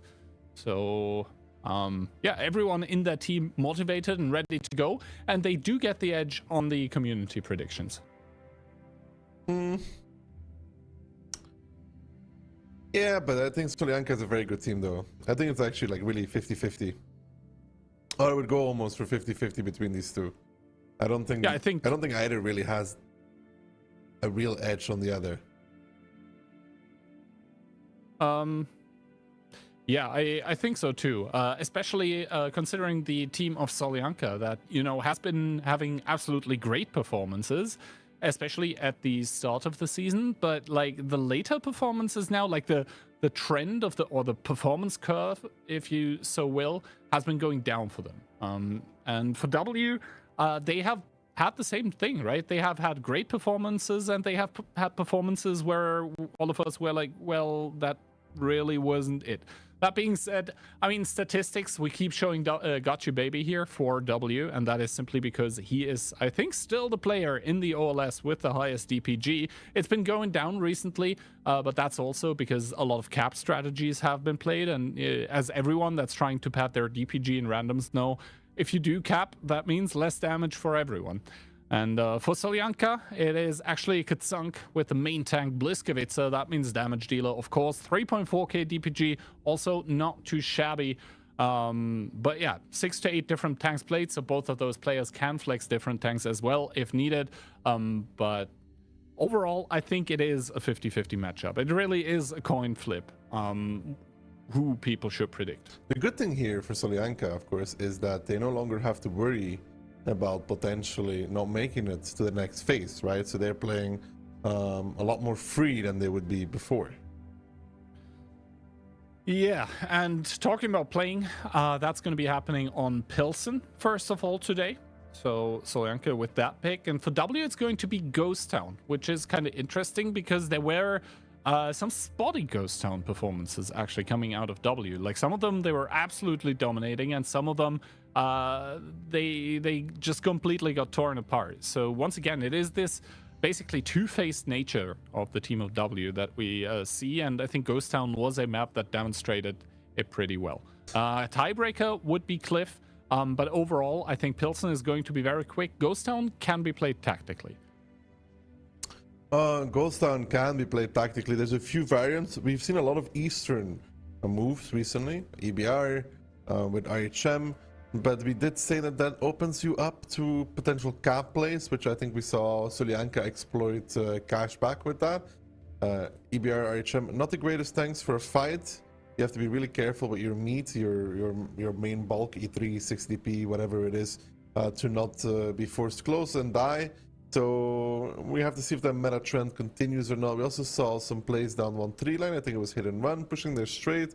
Was even with an EBR, cutting off bad shots. So I think as the season progresses, we'll see less and less plays towards the east. I mean, then again, it's always this question of how the meta develops. Because as soon as teams don't expect for you to do something anymore, because it's out of meta, that is exactly where tactics like this would then possibly see a revival again, just because it doesn't get expected anymore. All right, predictions. We are once again split today. Both of us, though, saying it's going to be tiebreaker, albeit different teams. And Moff says W should have fairly smooth sailing here, 3-1. Once again, it should be mentioned, going into this day, Solyanka wasn't entirely sure how important this match was going to be. But the fact that Conquest lost the first one now means that they are secured in stage 2. But the points that you actually generate here do carry over. So this match actually does have meaning for both teams. It does have a big meaning. And I think Solyanka wants to prove again that from the beginning of the season, they are able to take away points from teams people would not expect them to. But W, on the other hand, also has to prove himself because their performance throughout still hasn't looked like the team that they want to be. No, definitely not. I think they have shown signs of promise, but they also have shown signs of weakness. Those signs of weaknesses were sometimes very blatant, but that is, I mean, it's obviously a bad thing, but it can also, Copium Alert, be a good thing, because then you quite clearly see where you still have to improve, right? So, yeah, as we do wait here for the first battle to start, I wonder if any team is going to try out some like cheesy tactics to start it off here, because realistically both of the teams are secured for the second stage. So you could use some of those, you know, 50-50 throwaway strategies right here where you're not like completely sure how it works. Solyanka coming into this one here, and the lineups still keep changing, but I think it's fairly safe to say that we're going to start off for them with a Batchat, a Forge-B, triple 268v4, an E4, and Shelby Walk trying to up that win rate on the Tessak a little bit again. The Tessak making its return. W, no Tessak, just an RHM, an E3, double V4, Mino, Forge-B, and an AX. Which lineup do you like more, Kian? I think I do prefer...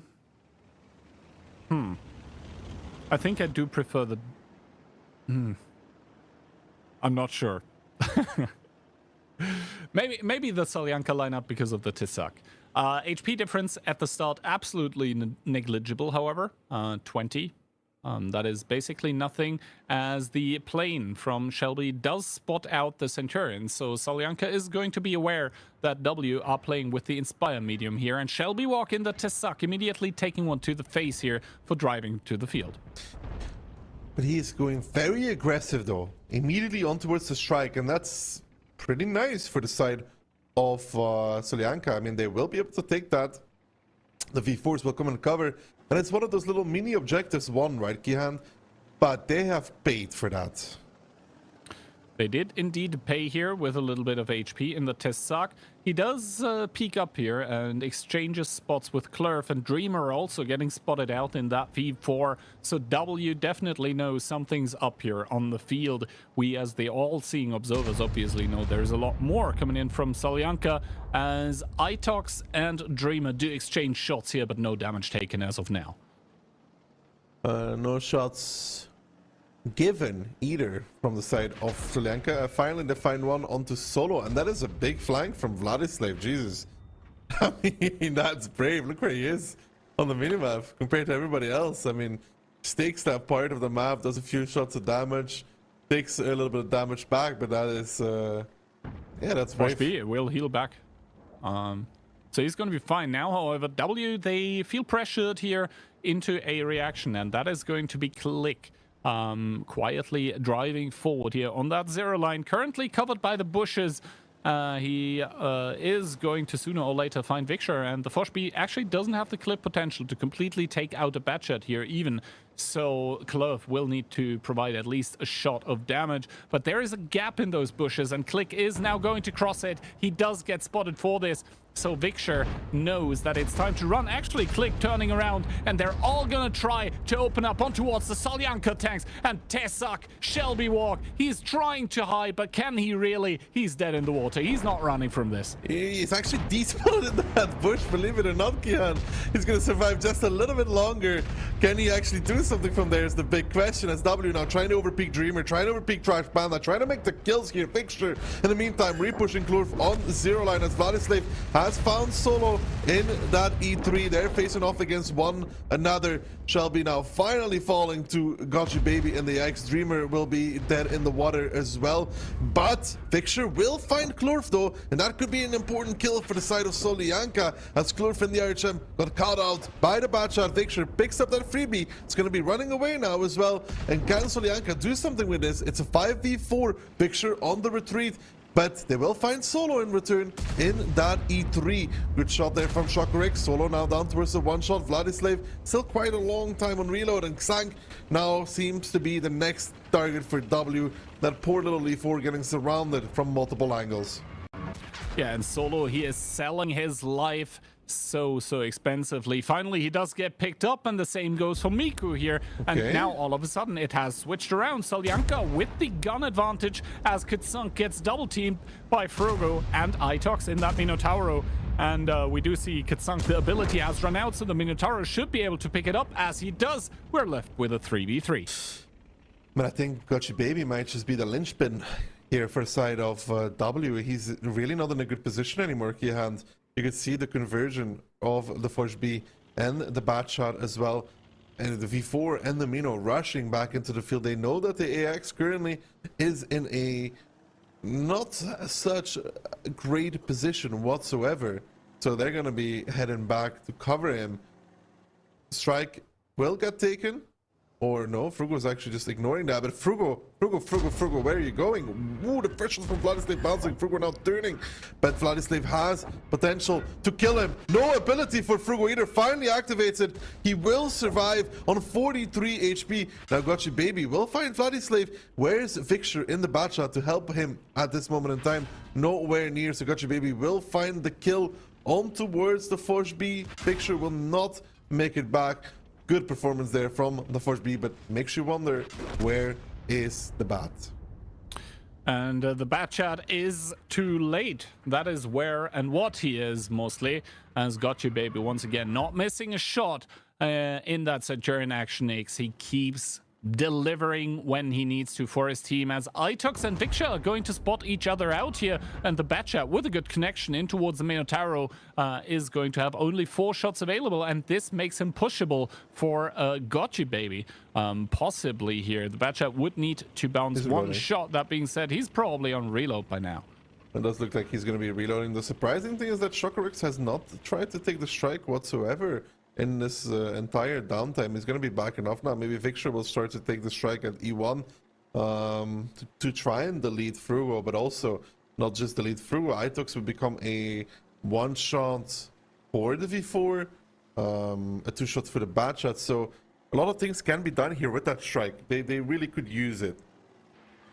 They indeed could use it. Shocker X decided against taking the strike in the, I guess, production facility in the middle of the map. Instead, Victor is going to get sent towards EF1, where there's actually a tertiary strike on this map here, as Frugo is now going to get the information tower for his team.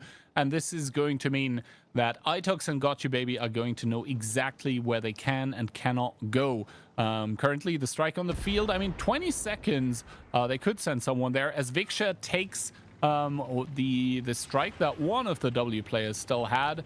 So, yeah, that's going to deny it a little bit more. That's just going to be that little annoyance here of having to wait another, well, 5 plus 15, so 20 seconds until they are going to be able to secure the strike for themselves. If you're Solyanka here, you almost want to make a move in this downtime because you know that they're going to go back for the strike. Maybe try and find something. I mean, there is still the information point available for the side of W, so they do have that going. Victor is going to be keeping his speed, so he's not going to be taking the secondary strike. They may try to find it on towards the 263v4. Itox taking the strike. I don't know if I'm a fan of this 100%. They do have the information point, and he will be able to take the strike. Yeah, and the thing is, Gotcha Baby has one as well, so this means that immediately, whatever they decide to do, both of the tanks of Solyanka are in risk of getting made a one-shot. Because those two strikes are going to add up to 800 damage. Now, the information tower was popped, and this is a problem for Victor, who was out in the open. He does get one shot in towards Gotcha Baby, but immediately the shot gets returned, and I think... no, actually, no player by W has a strike left here, so Victor does not get finished here currently. And Itox actually starting to push on towards Shocker X. No, he's not dead. He has ability. Yeah, he does have ability, but he's going to be a one-shot as well. And now Gotcha Baby has got it all left to do. He does start to come in against Shocker X, and he does take a shot of damage, which means that actually it's going to be a 1 versus 3, make that 2 situation. Good shot by Victor, and Victor, he has a strike available. Both of them are one-shots. He's just trying to figure out where Frugo is. Is he going to go in the information point? That gives Frugo an opportunity to potentially peek him. Itox does not make this on time, I think. Itox does make it on time, actually. Can he find a kill? He does! He picks up Victor, but what a round. I don't know if the information point there is the play for Victor. I know time is low, but gives away where he's going. Yeah, indeed. It does give away where he's going, and it makes him just easily detectable, and the Minotauro there. I mean, with the Onslaught modifiers and at that distance, and he was taking his time to aim, doesn't miss those shots. So W, after a fierce struggle, I guess here, is going to pick up their first round here in this best of 5. And Solyanka, I mean, they've got to be a bit angry with themselves, I guess, because there was a lot of potential, but it was W who realized it. Top of the damage boards, actually, for Victor there. Well played by him. The only thing is the Forge B going for that position, okay, but the bat should have been in support, so Gotcha Baby can't just speak him like that. Yeah. The bat was too far out, basically. And this is what, in the end, made it very problematic. And this also means that, yeah, I'm not going to be talking about Tsuck win rates anymore, I guess. Now, I think this is actually Solyanka's pick, right? So on their own map pick here, they get kind of a little bit... it's a bit of a downer when you pick the map and, you know, the opposing team starts picking it up because... you know, this is what you actually wanted to play, not the opponent. Then again, though, in another world, this is 1-0 for Solyanka, and we're not even talking like this. So if they pick up the next round, they'll still be completely fine. I think more depending is what fashion they will win the next round. If they win it like clean, I think they have like the upper hand, knowing that we could have really easily won round number 1, and we dominated in round number 2. Then moving on to W's map pick. But for W, you feel like this round should have been cleaner for them. Dokihan Klurf getting caught in the RHM, for example. Not sure how that happens when he could just run towards his teammates. Yeah. It is, I think, a messy round, but in the end, W did take the victory. So they're going to be maybe scratching their heads a little bit, like, yeah, we did a lot of mistakes, but, you know, it's fine, guys. It worked out. This is going to be what they will take away here. And I think that is what they should do. Like, they can realize that even, hey, if we make a mistake, it's still okay because we are somehow able to pull ourselves out of that situation. Now, both of these teams with mistakes, that means there is a lot of possibility for the opposing team here, for both of the teams actually to exploit that.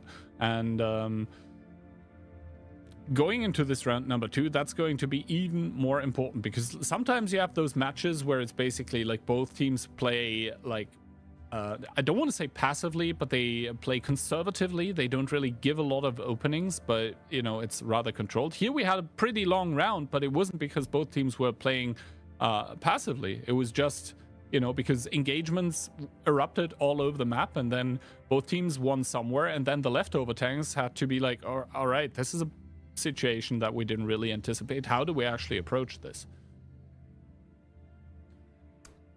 But I think that W in those mid fights should have come out cleaner. They had the overmatch on the field.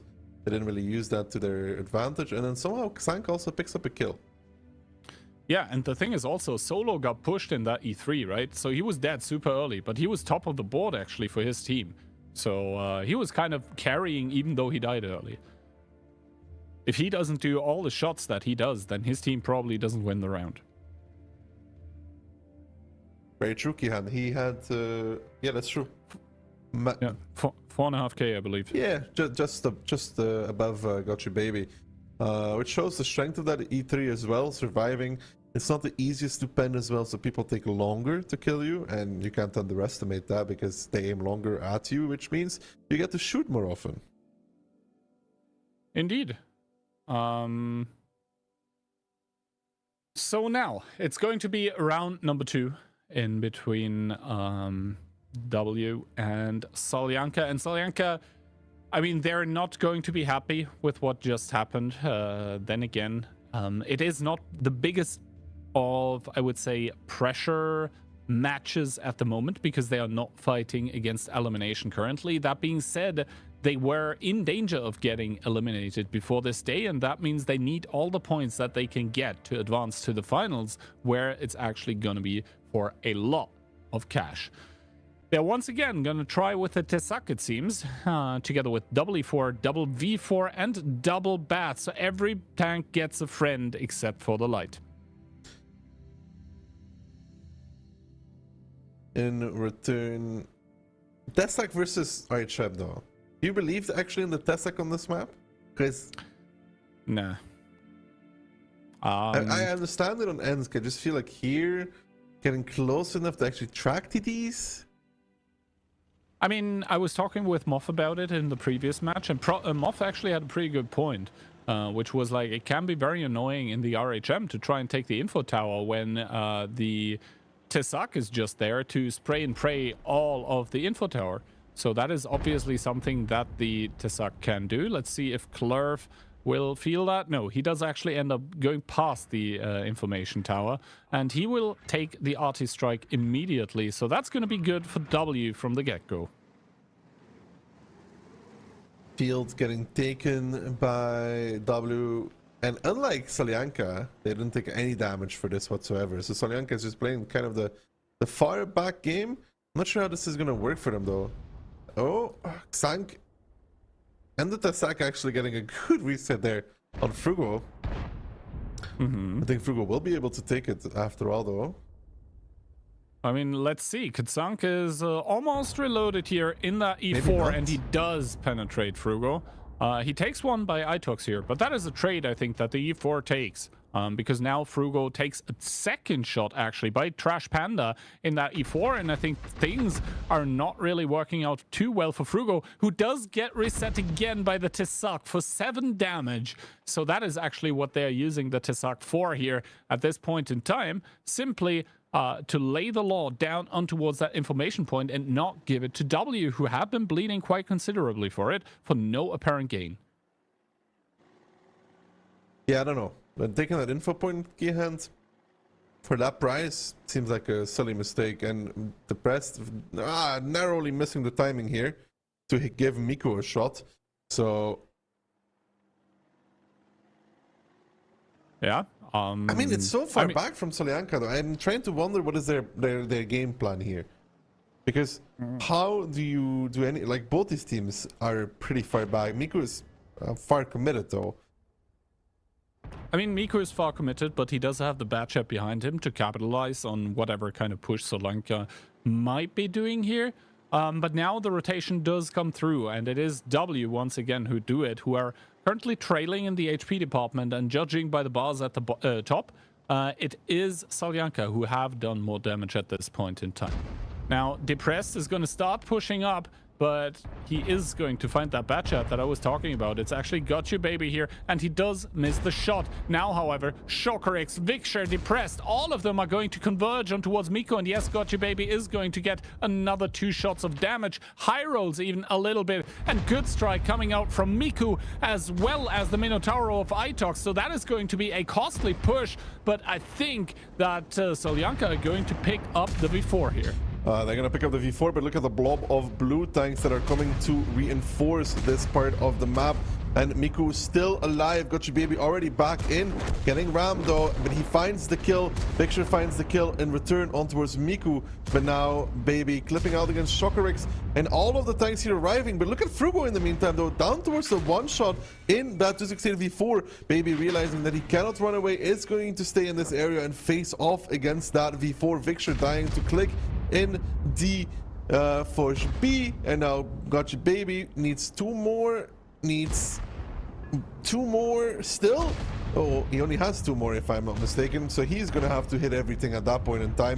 And the Ignite, actually a rare fire, and he's on reload, and then that means he's gonna get rammed as well, I think. Choo choo, here comes the train. No, he gets around the corner, but rare bounces from Gotcha Baby, Kian. Rare bounces and a rare fire. Remember, guys, there are not a lot of fires that are currently happening, but Shelby Walk actually does open up on towards Itox. 520 damage in that salvo, a little bit more coming through even, and obviously he is now perma-tracked at this point in time because he had the ability active, but good shot from Solo. Wow. Actually, was that a strike or was that a shot? I believe he hit him through the windows. Could be Shelby now getting caught out in the Tesak. Is not able to track the Forge B because the Forge B is a different kind of TD.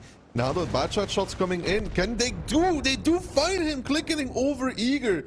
Another kill, and these 2 teams, Kihan, are unable to really edge themselves ahead against one another. Just kill after kill. Kind of mistake after mistake as well, but we'll keep that for the post-game analysis. Indeed, it seems to be a brutal meat grinder here right now. A brutal fist fight between 2 bloody boxers that's ongoing as W and Solyanka both down towards very low HP across the board. W currently still with the tank advantage, but look at Gotcha Baby, look at Clur. Both of those could get picked up by the Tesak of Shelby Walk here, who at this point in time should probably roam the map, but he does see Frugo coming through, and he is going to decide against this. I think Shelby Walk, he can be a very crucial tank for his team here at this point in time, but he does need to get the right/lucky engagements, as now Solyanka are going to start converging onto Solo. The first shot by Trash Panda hits, the second one by Kitsung coming through as well, and all of a sudden this HP advantage that W had a little bit is absolutely gone with the wind. Vladislav is going to pick up Gotcha Baby, who gets 1 more shot of damage, but that's going to be all she wrote. And it's going to be all she wrote. Can Xank find the kill against Solo? No, he bounces. He needs his teammate to come in. Trash Panda does find it. That could have been a heartbreak for Solyanka, but they do a really good repush, Gihan, off of the back of the Tesak's info. He uses the info point, sees 2 tanks on the field. They realize, okay, we got to pressure the city, and now as a result of that, they found 2 kills on Gotcha Baby and on towards the E3 of Solo. So good stuff there from Solyanka. A really good move. Now they have a strike under their control as well. I mean, sure, W has one as well, but the bigger issue here for W is that 2 of their tanks are 1 shot. None of the Solyanka tanks are capable of being killed by the strike. No, none of them are capable. Even if Frugo strikes us.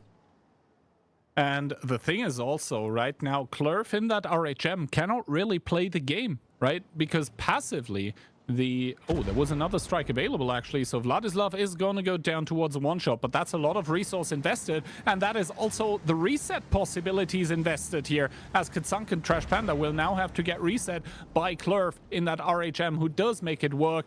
Clurf is going to use the plane here on towards Vladislav now, and Itox has got to do it all. He does get the reset here and the block on towards the cap. Trash Panda come through. Trash Panda with the bounce here against the Minotauro as Itox reloads and puts a good one into Trash Panda, and he's not done yet. In the meantime, though, Vladislav finds Frugo with the strike from 1-2 line. The Mino picks up Trash Panda. The Tsaak now starting to come from behind, and Clurf is spotted, and Vladislav gonna peek for a good shot of damage there. Clurf still spotted for a while. They're going to try and double team this Minotauro though, and Vladislav I think now realizes the trouble he's in, and the Tsaak trying to get a plane, trying to get some damage. I think he even found a track shot on the Mino for a second. I think the E4 is coming as well for another shot. Vladislav knows that he has to try.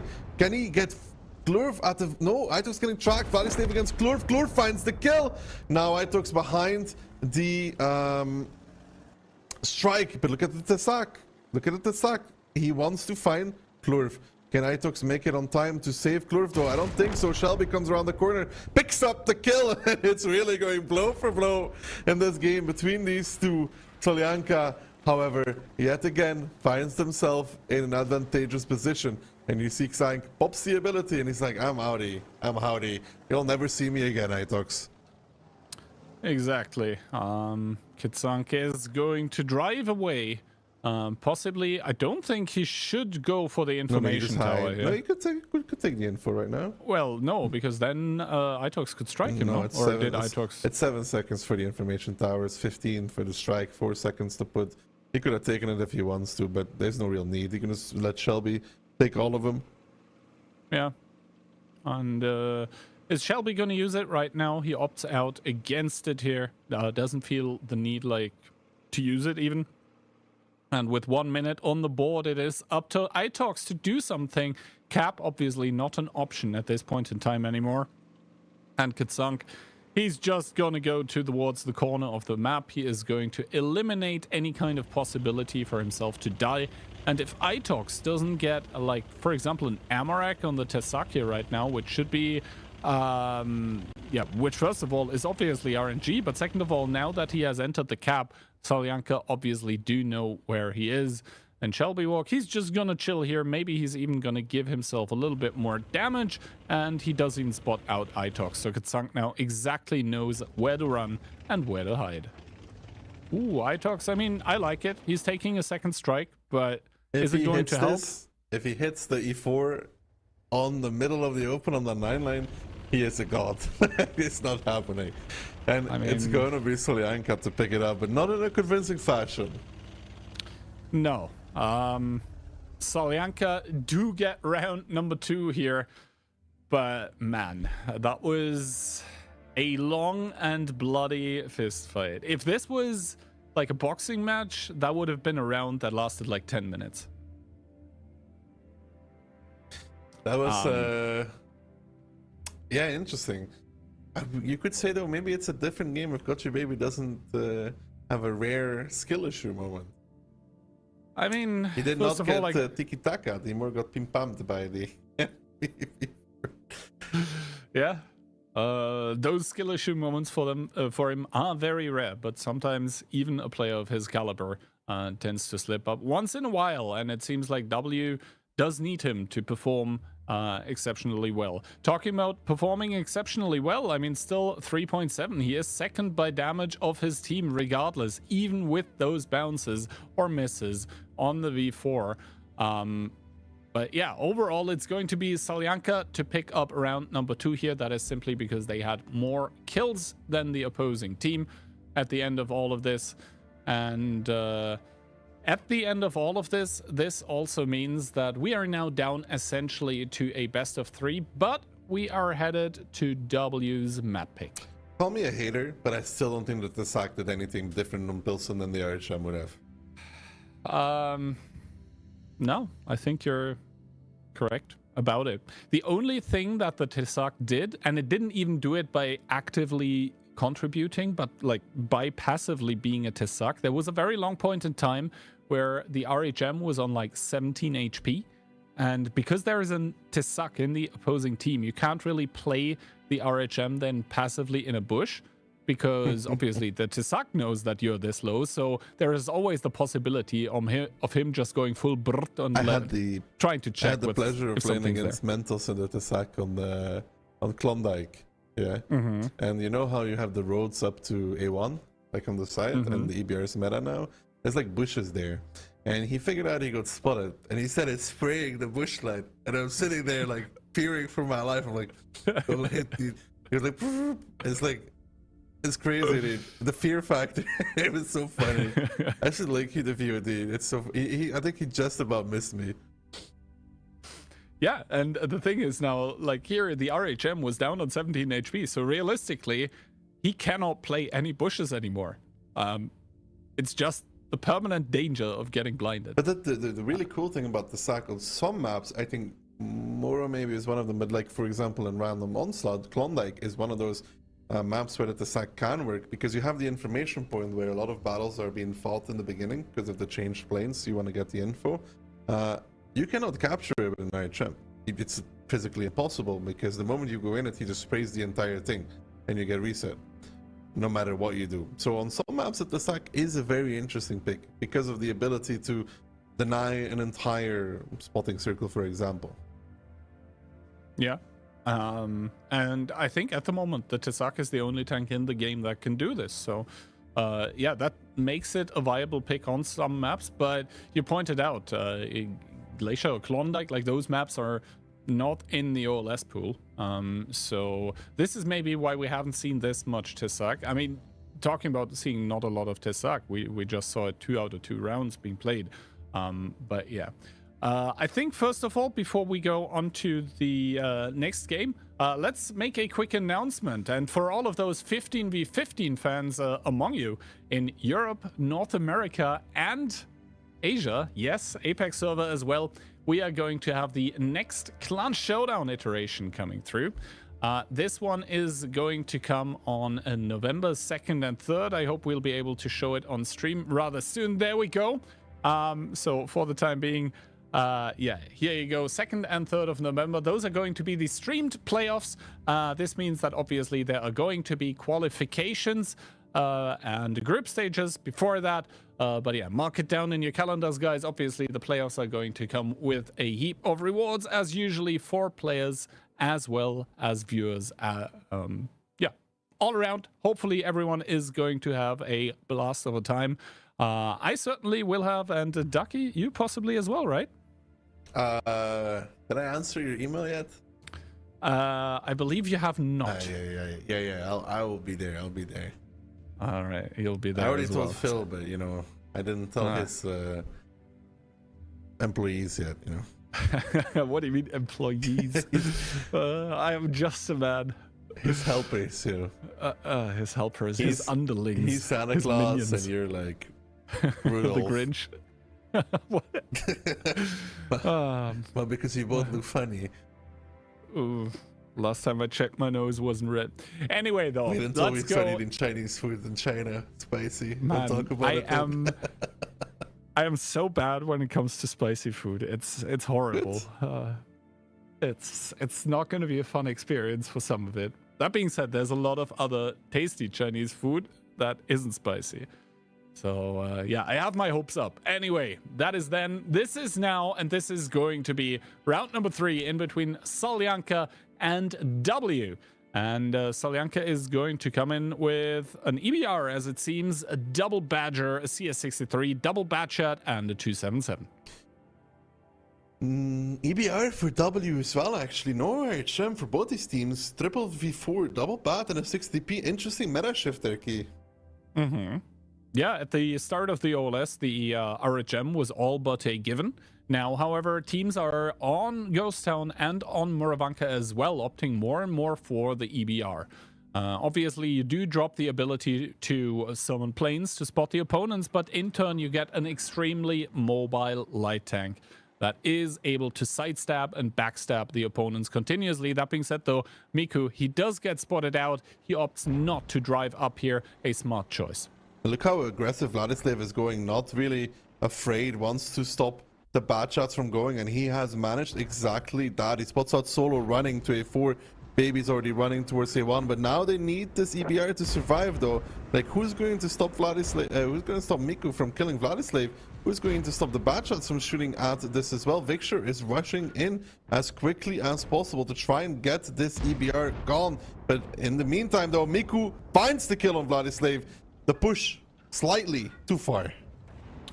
Yeah, Vladislav with the deep commitment here, and he does pay with his life. He gets a lot of information out of it, and Miku is down towards a two-shot as well, but those EBRs, even on a one-shot, can be annoying as hell. Now Gotcha Baby is going to start pushing here on that one line. He knows he has done some damage on Victor. He doesn't know, I think, about the secondary Batchat that is there, but Solyanka on full retreat on the one line currently. They might actually be beating W on speed, though, even with the EBR dead. I mean, they're already going for the Eastern Strike. There is a V4 there from the side of W who's trying to stop this, but he sees this. Yes, he'll be forced to bail out immediately. The bad shots are retreating towards the east as well, and it looks like the boys from Solyanka are going to try and play it out as the actually classic attack defense. Indeed, it does look like an attack defense strat right now, as the CS63 of Solyanka is going to take the strike. That is 2 strikes now confirmed for the team in, I guess, the... What is that color in Solyanka? How to call that? Green? Green? Is it just green? Yeah, I guess. Some form of green, Kihan. Mm-hmm. What they can do, though, if you're Solyanka...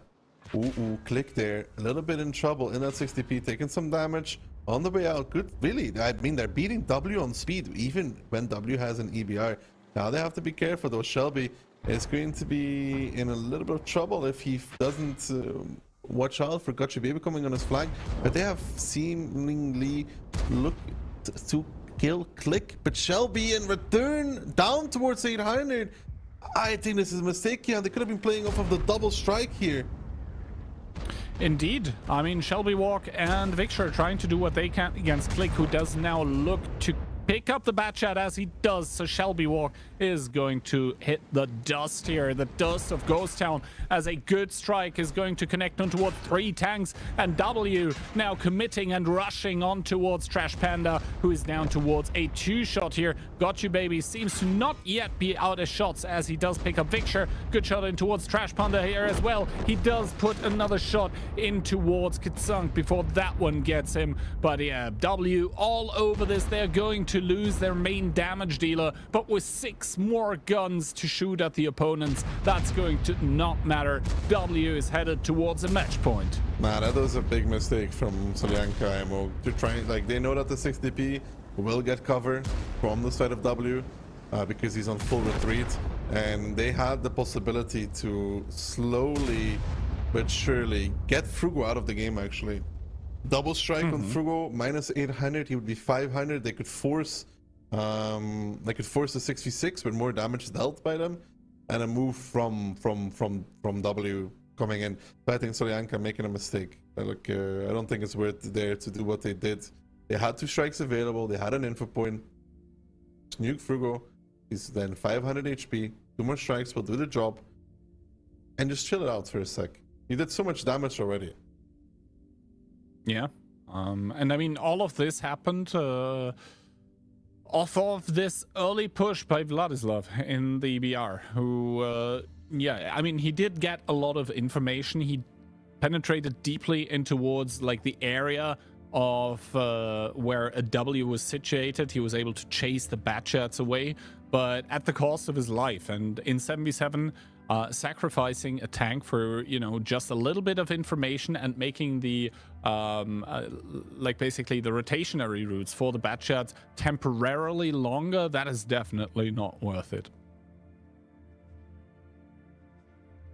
Top damage for, I think, Darks it is. Oh no, actually Gotcha Baby still coming on top. But yeah, I think Solyanka opened themselves up for that repush, especially when you have double Badger and a CS out of the fight. It's a bit disappointing, but from what I've seen, I feel like this is going towards a tiebreaker. I mean, so far, both of the teams have... I mean, if we want to phrase it positively, right? Both of the teams have looked like they are able to come back from making a lot of mistakes. Which obviously insinuates that both teams have been making a lot of mistakes. That is, I think, what we saw even more on map number 1. Because there it went, as you said, blow for blow.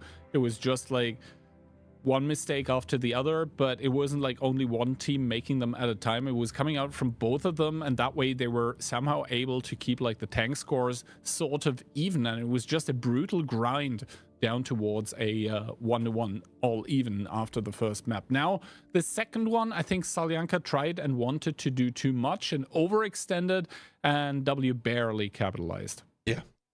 That gives us one more round of Ghost Town to go before we go to a possible tiebreaker. But like I said, from what I've seen so far, I don't think either team deserves the win in the regular time just yet. Maybe W can prove us wrong on this one. Maybe they can, but maybe they can't. It is so far a bit of a mixed bag, this match number 3 of the day here, and none of the rounds have really been predictable per se. Like sometimes you just see the lineups and you're like, oh, this lineup is just flat out beats the other, or oh, that's like a super cool gimmick, but it'll only work once. No, those teams are really going at it. They're really going ham, and it must be a very taxing match to play, I believe, for both of those teams. Yeah, especially those rounds that are like super close. You know, they don't really allow you for any like rest. It's like, you know, like, oh, we're winning, let's go just clean them up. The first 2 rounds were long ones, they were close ones. The third round was not long, but it was action-packed. Now, however, I believe we're going to switch it up a bit in the light tank department. For Solyanka, it stays even. I mean, 1 EBR once again by Vladislav. Then we have 1 E4, we have quadruple V4 and the Bliskovica. That's an Optavai lineup coming through from Solyanka. W in return though, double RHM, an E3, a Leo, and double Bal and a 60p, and Plurf is not playing the RHM. I mean, as I said before the match here, this is a team where every single player wants to play. And that is, I guess, why Clueless 4 now gets switched out, but double RHM against the singular one of Vladislav, who does now find one. He doesn't know about the second one yet, however. Good shot coming out in towards Miku. And Solyanka, with this very heavy lineup, starting to push directly into the cap. That is triple TD there, as Shelby is going to get crossfired by the tanks that are right now taking the outside on the 9-0 line. Bounce coming out from Frugo, however, it's not going to reset the strike here right now. Gotcha will be able to find a reset though, but they're just trying to deny the strikes for as long as possible. So W cannot get it. 4 seconds left. Gihan, who's going to reset? It's going to have to be Darksick. Does he get tracked? No, he doesn't get tracked. He's actually able to get the reset, but at what cost? A small strike comes out as well to find another reset. Now the EBR is going to be backing off back towards 9-0 line. Frugo will be taking the strike, but Solyanka trying to find a push now. They're getting strike amongst every single corner. Picture from behind though, on towards Starks. Shockerix probably to find the kill, and now they have to keep going though. They don't know yet about the second EBR though. However, they may be aware because he may have shot the 268 V4 on the artillery strike. That was Shelby, and now though Vladislav finds Gotcha Baby. He cannot win that 1v1, but they have to push out here. They have to push Frugo. They don't really have a choice anymore. Yeah, they need to go and they need to keep snowballing against the tanks that they can still attack. Now, strike does come down. Good strike. Hits Shelby Walk here, who goes down towards a 2-shot, possibly for Frugo, as Vladislav is trying to run away from Gotcha Baby, who obviously has the higher DPM, trying to juke, trying to evade. I believe Gotcha Baby is intuitioning to APCR, because HE at that distance against an EBR is not the most reliable of ammunitions. As now the dust settles a little bit, Solyanka still with the HP and the tank advantage. As we are seemingly going 1-for-1 and blow for blow again, it is all even in the tank department. But how does the EBR ever live here? He doesn't. No, Gotcha Baby is down towards the one-shot, though. Vladislav is now getting pushed by Itox, so that will be the kill, second kill here for the side of W. As Vladislav tries to find it, he won't. Now Solyanka is backing off from that right side of the map. They are capturing the base yet again. Victor is going to be putting triple cap pressure. Can they actually make it happen? One strike does reset, and there's going to be two more available for W and double RHM. I don't think that this is going to work out for Solyanka.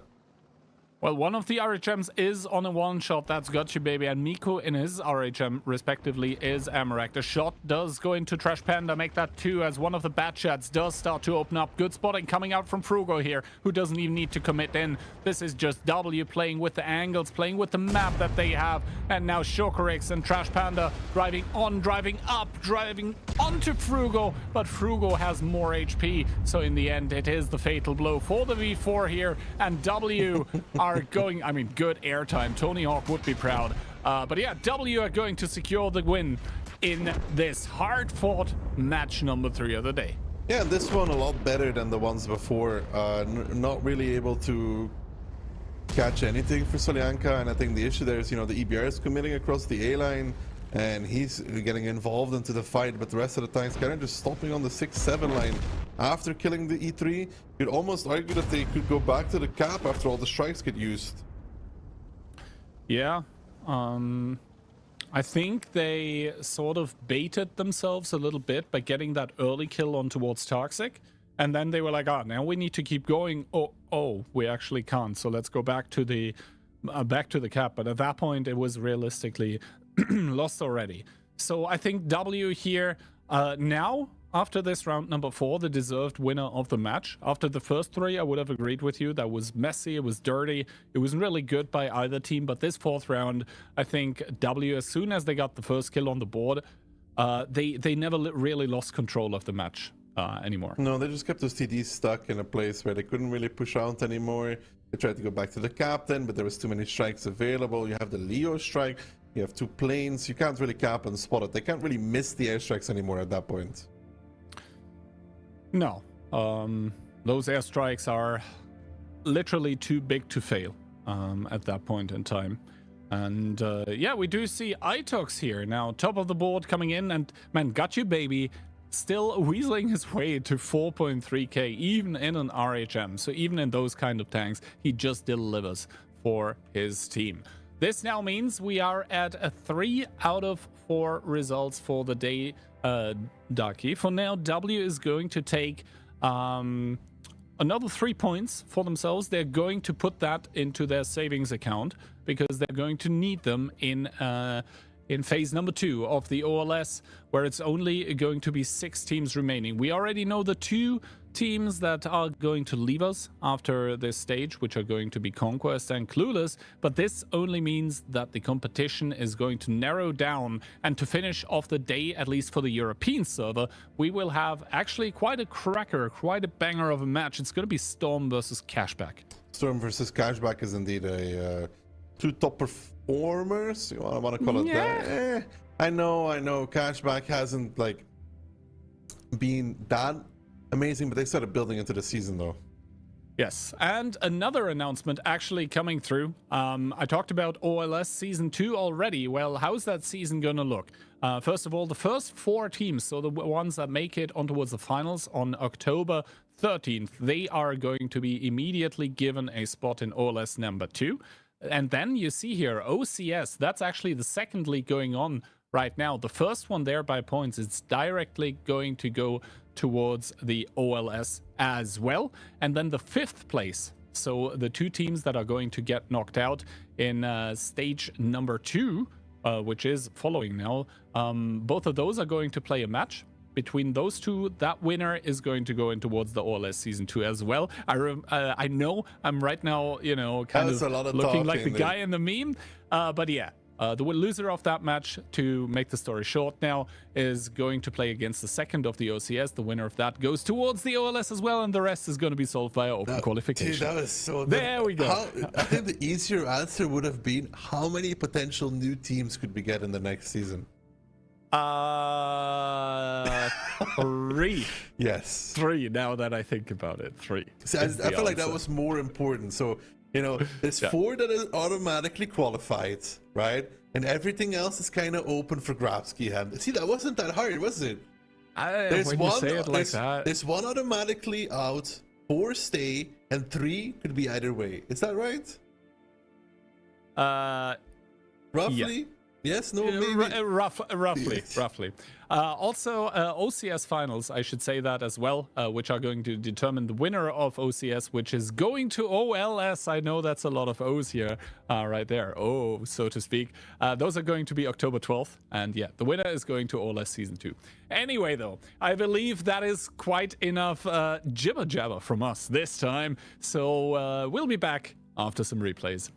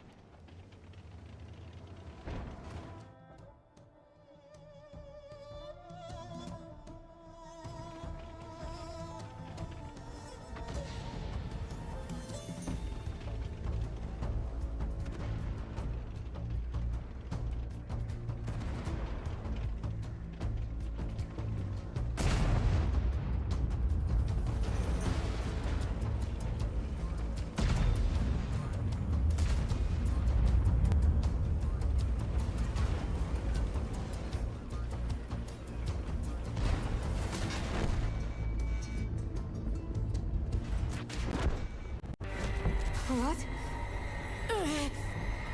What's happened? You. Let's move out. Ready to fire. Kaboom! Let's destroy this lunatic.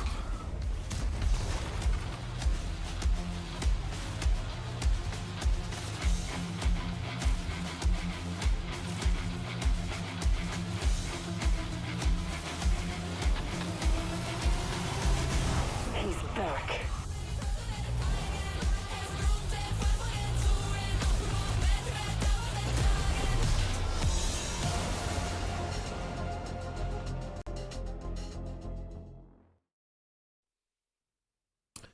Welcome back, ladies and gentlemen, to the Onslaught Legends Series Day 7.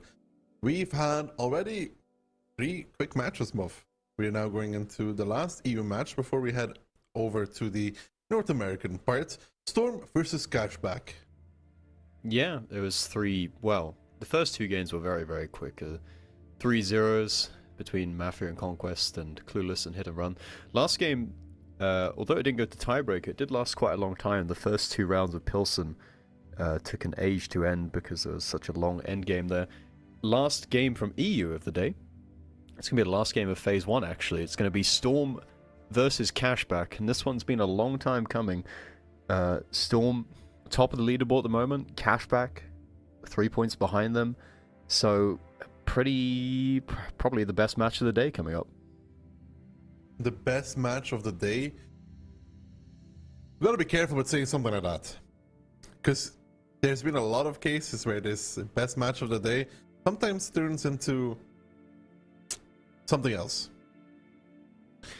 That is true, but Storm... I love cute Little's glasses, by the way. I don't know why. They look... I actually like them. That is a very peculiar thing to mention. I was just looking at the pictures again, and it's the first time I actually noticed. Does anyone have Harry Potter glasses? Huh?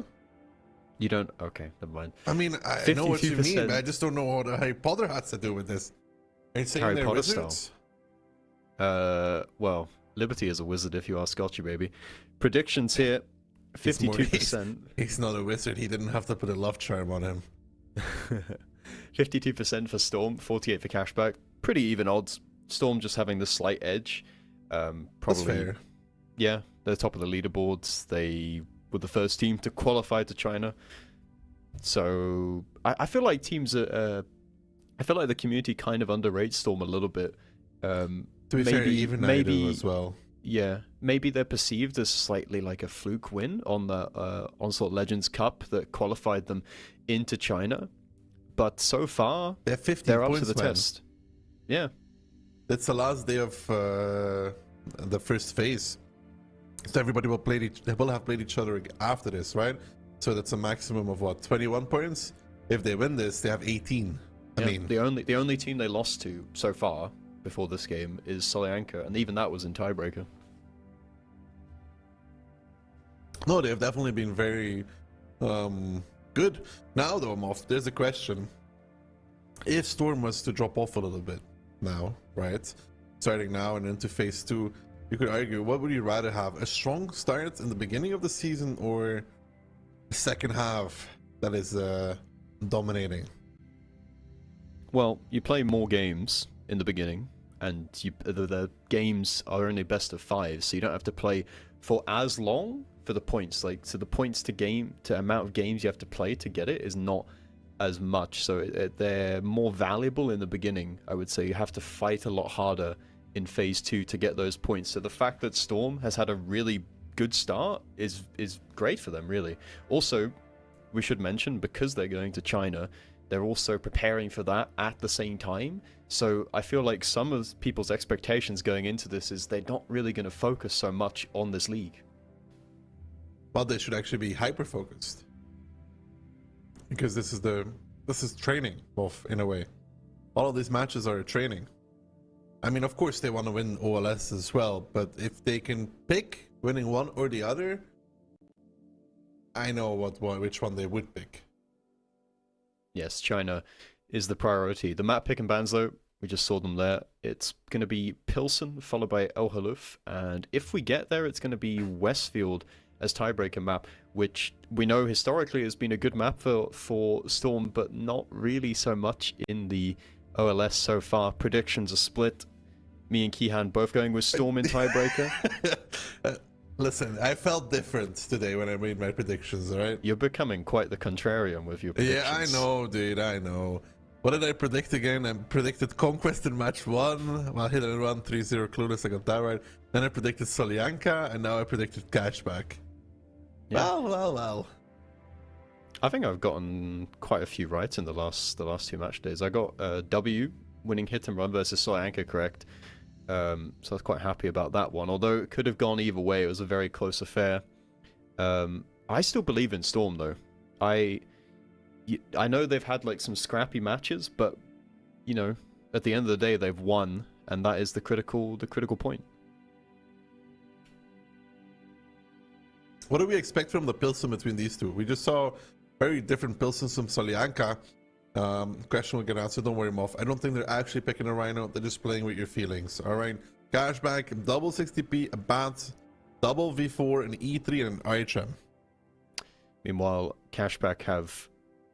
Oh, sorry, did you do the Cashback run? Storm have an E100. At the moment, Jordan's in a Rhino. The expectation is that he'll switch, and he has done. Double 268 V4, Sentai X, RHM, and an E4. So both teams kind of balanced lineup. Double 60TP is a pretty heavy commitment. Not great tanks for playing towards the field, so you would expect them to play more towards the city. Storm actually going fully towards the city pretty much. It's just the Sentai X playing field, which I have to say, from the North spawn, we haven't really seen teams try to play for the 1-2. But it's actually better ammo. Jacob takes one to get into the cap. You have that little hold on that you can play to counter F-line as well if you want to. Jacob is so aggressive. He's still I going. was wondering when are we going to get somebody trying to stop resets from happening, right? By literally just being there, and that's exactly what they're doing. I think all Jacob's goal is right now is to delay, track the TD that's trying to go into the cap. Yeah, and he seems to be completely safe there. You saw how much Twilight was over-peaking, but he just couldn't get the shot in. And he takes damage and actually has to fall back. The triple cap has been started. And the field strike does not get collected by Liberty because he takes a shot from Jacob, who somehow manages to thread the needle through the gap. The time is ticking here, and someone from Cashback is going to have to go in to reset. The cap does get delayed from somewhere. I'm not sure who got the reset, who came in there. Actually, they're pushing off of the cap more like, because DJ was on the cap, he's now off the cap. He was like sneaking past 2K1, potentially, you know, just going over the rails. And this is going to be really hard for Storm to pressure this properly. So Jacob is dead in the water inside of the factory. Oof. Jordan taking a lot of damage as well. A strike on top of that, that is going to hurt. I mean, Lucky in the 100 finds Squeezy though, together with Mineros. Yeah, Squeezy is going to be dead though. He's in a crossfire with the Sent AX. Jordan's had to back all the way back off onto the cap circle again. Yuzek is doing what he can by shooting HE into the rear of the 268v4, but with ability up, that just feels like a regular shot of damage from the RHM. And now Yuzek's going to have to back up because Liberty is here with reinforcements. He gets tracked as he goes over the ridgeline, but he's still not longed for this world as Cashback are rotating in. Cashback is indeed coming close, and Yuzek will fall against Liberty. He'll put the last plane. Liberty will out-reload him and pick him up, but Storm has done a good job at staying alive with the other tanks. I mean, Jordan still kicking, and Sir Jacob Moff actually still alive in this battle. 5 seconds left on the cap though. They will force Cashback close and back in, but it's the Storm just playing around this factory area. Now Twilight getting caught out in the E3. He gets blown up by the side of Storm, and Cashback looking from an easy victory to an easy lose even, as Liberty finally puts down Sir Jacob. But now Storm has pulled back inside the factory. That big old E100 is coming into effect. It's starting to kill Aka in the 60p. And the 60p does struggle against E100, so it's not very fun. Lucky though takes one from behind as well. Should have just focused on finding Aka, you could say. Barbarian doing a truckload of damage, hitting 5k. Can Storm actually win from this? That's a big question. Liberty forced to back off. He might even die here in the RHM. Needs to be careful. Down towards a one-shot. 15 HP remaining. And now we slow down a little bit. 5v5. HP almost that even. Yeah, but all the Storm tanks are trapped in the middle, right? And Liberty, when he wants to, he has free reign to rotate over the south of the map. Even Mineros and the Sentai X came close, and now he's stuck and getting peeked on towards by Eyes in the 268v4 in the north. So the HP may be close, but Storm have no positions. I think Storm realizes they have no positions. They're now trying to push out.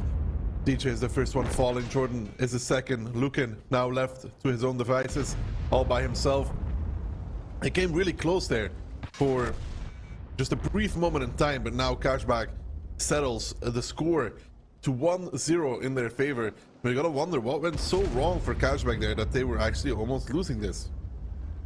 Yeah, the positions didn't look great for them, but normally with these cap strategies, the longer the team can stall out, the better it's going to be for the team trying to get their resets in, and you just kind of wonder if Storm overstepped there a little bit. AX going inside. Yeah, a couple of moments they could have positioned a bit better. You had Jordan trying to peek on the outside and who took so much damage as well. Then you had Lackey who should have just pushed into the 1v1 with Akka. He should have just fought the 60p. He got blasted by the 60p from behind, and that's why he couldn't fight it no more. Yeah, it did look really good for Storm at one moment. That Jacob position is very, very cool though. I thought he might be able to just get overpeaked, but it turns out he can just tuck in there fully, and they have to drive in the open completely. I think it would work better from the other side. That's the sad thing. I think if you do this from the other side, Moff, you kind of have a similar-ish position, but I think it's easier to cap from the south than the north. Yeah, maybe. We didn't really get to see his position fully realized in terms of just stopping the Yeah, I thought they just put resets him and there coming to in. distract the TD that's trying to go, you know, because the TD needs to use its ability, and if he doesn't, he just gets farmed along the way.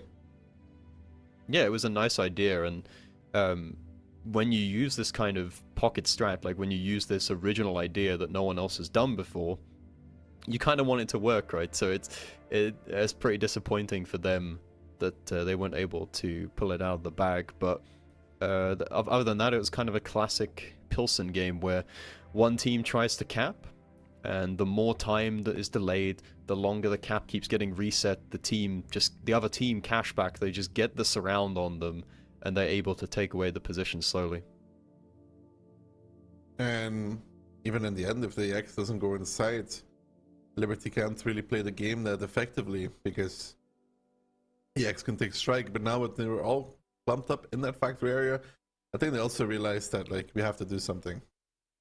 We could argue that Yuzek overstepped the mark as well with the RHM. There was quite a few players from Storm who perhaps overcommitted a little bit, trying too much to provide a sort of advanced forward line to protect the cap, right? They were trying to push out to stop the Cashback tanks from coming close. They weren't really doing the all-out or all-in cap strategy, but some people were playing like if they were doing the all-in cap strategy. Yeah. And that's the worst situation to be in, right? You're half committing to it, where you're kind of going for the cap, but you're also kind of not at the same time. If you're going to push off of the cap, you've got to go with everyone to make sure all your guns are in the fight. But an interesting round to open up there. Very different to what we've seen on Pilsen before. Some unique ideas being thrown out there. What do we think about round number 2? Any more cap shenanigans? I don't think Cashback is the kind of team usually to go for those cap shenanigans. No, they definitely prefer to play for the slow, controlled game where they just move their pieces around and take the positions away from you. Going for the all-in cap play doesn't really seem to be their style. Whereas for Storm, it's right up their alley. They're definitely not adverse to doing some YOLOing. 430U looks to be... No, never mind. Just Tanks read being Cashback. switched around. Cashback doesn't do the trolling, Moff. They don't do the trolling. They're only here for business. 5 268v4s and double bat chat. That's a pretty simple lineup. Very easy to understand. Storm, on the other hand, EBR, E4 to 6v4, AX. They switched to V4. They went double to 7-7, Centurion AX, double V4 and E4, and an EBR 105. Minus 10% every time they switch in the last 20 seconds. Yeah, they should get penalized for that.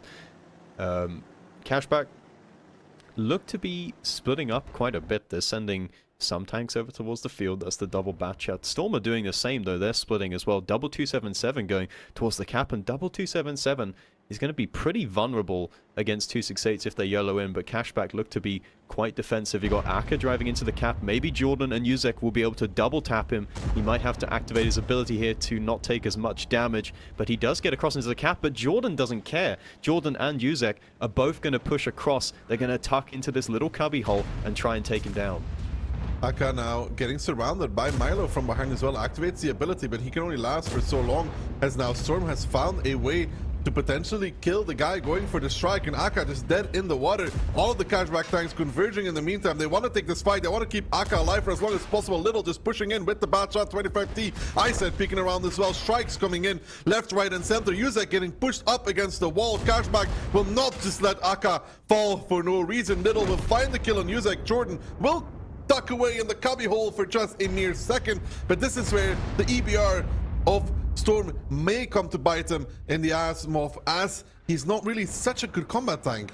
Yeah, but this is the position that you said from the other side, but Little has found the angle, and there's no way that anyone else can stop Little from shooting out Jordan here, so he will go down. So it's pretty much a 2-for-1 trade, and now we've got even HP. Jacob now trying to cut the map in half here, trying to pin in the side of Cashback, but Squeezy is there in the bat chat. He's not going to be able to kill the EBR. He'll just scuttle away for now. Squeezy has to be careful as well, though, that EBR could poke and prod and take his HP slowly but surely. Now, though, Cashback needs to find something. They're down on HP, but they're up in a gun. They can, however, not let the EBR, the looming threat, slowly but surely pick them off one by one. He's looking for a shot against Barbarian. Not sure what kind of angle he has. But Cashback is kind of freezing right now, potentially talking about what is their next move. Look at Little, though. Little is one of the tanks that they want as a rotational force in the bat chat, but I think he's kind of stuck there. You see Mineros is hanging about, trying to pre-aim the angle, so Little being stuck there in the bat chat is not great for the side of Cashback. If I said blinds it, it's a god. Oof, just close. Not too far off the mark there. Just trying to find angles. Twilight Jacob taking ground, though. Lackey taking a shot from Twilight as they trade it out, and Little has actually left for free now. He has been able to get out of the middle unspotted, and that is very important. And he's pretty healthy in the bat chat as well, so he's going to be able to go for the strike in E1. And at the moment, Cashback are down in HP, and they're taking even more damage. Eyes getting caught here, taking a shot from somewhere, perhaps from Mineros in the E4. I'm not sure, but there was an angle somewhere. There has to be Mineros. He was the only one that was on reload at that moment in time. Good shot from Barbarian. Good blind on towards Sir Jacob. He does know actually that he hit that. The ability chart goes up. One of the beauties of Onslaught, you know when your blinds are hitting. So good shot there from Barbarian. Lowers the EBR's HP, and that's might be important later on. It might be important later on. I'll tell you who is important, though. It's DJ in the Center X. He is the tank that has the most HP and most rotation potential for the side of Storm. He really needs to make some big plays here in the game, but it's not really the sort of map that a Center X is ideal for. He's going to have to find some way to be impactful. So Jacob repositioned now after getting blind shot. He's just trying to make sure that he spots out the rotation the whole time. Mineros has taken the mid strike for free without getting shot at all, and now Barbarian and Iced are kind of locked in. Yeah, but look at Little cutting across the A line. He's going to get spotted though, surely. No, he's not. Potentially using low noise. He's not spotted. If he's so Jacob doesn't have his ability. The timing does favor Sir Jacob, though. He should be able to get out of this without taking any damage. He's actually quite fortunate. Takes one shot from Squeezy, but now that map control is getting taken away, and Milo is going to have to back up. He's going to be in a bit of trouble in that position. So Jacob's still on the run. It also depends on the equipment that Jacob has and that Little has. You know, if Jacob is not running optics or Little is using low noise exhaust, kind of countering each other out. He's going to be going on the strike, though. Strike being taken at E1. I currently really favor Cashback, Moff, but the current positions. Yeah, they're still down in HP, though. They're up in guns and down in HP. So Jacob being a two-shot can't really go and fight the Batchat, but the Batchat equally can't really just kill Jacob either. Now we've got Storm abandoning this side of the map, and Mineros is going to be open to crossfire here at some point if the Batchats move up. We've got Lackey overcommitting by himself here. There's no one really around to support him, and he gets surprised as he peeks around the corner. Twilight says hello. Squeezy now pushing up as well. The strike is going to come in. Squeezy's not going to need to waste a shot here. Did you see the strikes on Twilight though? Yeah, he lost a lot of HP very quickly. Squeezy's a one-shot as well. This didn't go that well. Squeezy made a misplay him off as well. Yeah, he went way too far around. He didn't actually need to commit to that because the strike was going to get the kill anyway. Now Twilight takes a shot. Mineros picks up the kill on Liberty, and Cashback are trying to make a move on the other side of the map. They're trying to go for Milo. Squeezy and Twilight currently trying to back off. The Batchat will narrowly escape. He might even find some shots against Mineros from behind. Little will find Milo. Another kill for the side of Cashback. Mineros now in a little bit of no man's land, getting shot from every angle. And the worst part for Mineros, the ability has ended. No damage reduction, 1 HP, but it does not matter. He falls. The worst possible timing for that ability to run out is there for Mineros. And even with a little bit of trolling, I would say, from Cashback, they are gonna make it 2-0 him off. Yeah, you saw Mineros had all the HP for his team, and as soon as he got deleted, it swung very heavily in favor of Cashback. And I feel like Storm kind of sat there twiddling with their thumbs a bit, just wasted too much time while the map was slowly taken away from them from the side of Cashback. Jacob perhaps should have done more to stop them from taking control of field, but it is difficult when you're just an EBR. DJ, it felt like he was AFK for quite a large part of that mid-round, but then again, what can he really do? Not much. I mean, they were like I said, I favored Cashback's positions because I don't think that Storm could really push anything. Yeah, and Cashback still had both of their Batchats being pretty healthy, which is very important, right? And like I said, DJ was healthy in the Sentei X, but they also had a lot of HP on Mineros, which is an E4, and that's not really a tank that's designed to go anywhere. It's just designed to snipe away at some people and take control of the strikes. And when you have all that HP on one tank that can't push, it becomes a very limiting factor. I mean, the E4 is a great tank, but it's indeed not a pushing tank. Little their top damage, and Cashback was quick on the guns to go and help this middle. And honestly, Moff, I think if Storm didn't have an EBR, I know he did 3.5k, but if they didn't have an EBR and they had another combat tank, they would just beat down this repush. Yes, that's a very good point. And when you consider how aggressive they went in the beginning, you kind of question why they wanted an EBR in the first place. If they want to commit to this kind of brawly fight. What I was wondering though is that position that you mentioned. You think it would be stronger from the other side. I don't know why the double 277 didn't go straight into it to begin with, because that would have forced the tanks from Cashback to fully overpeak, to overpeak so much more and trade so much worse for killing those two guys. And even if they go into that pocket where Jordan died at the end, if they went there with both 277s, one of them could provide a shield for the other. Yeah. Or maybe they didn't expect Cashback's repush to be that quick than with the tanks that it was, because Cashback had a lot of E4s and double bat. It's perfect lineup to repush with. Yeah, they just want a straight fight, and perhaps that was the plan from Storm, to eventually make their way into that pocket, and just weren't ready for the repush to come in so soon there. But definitely a correction that they can make in the future to make the strategy even stronger, because I'm thinking about it in my head, that would have been super, super powerful if they were able to trade off one of the 277s and have the other one in a hole down there. Would have been super good. Would have been very, very potent, very powerful.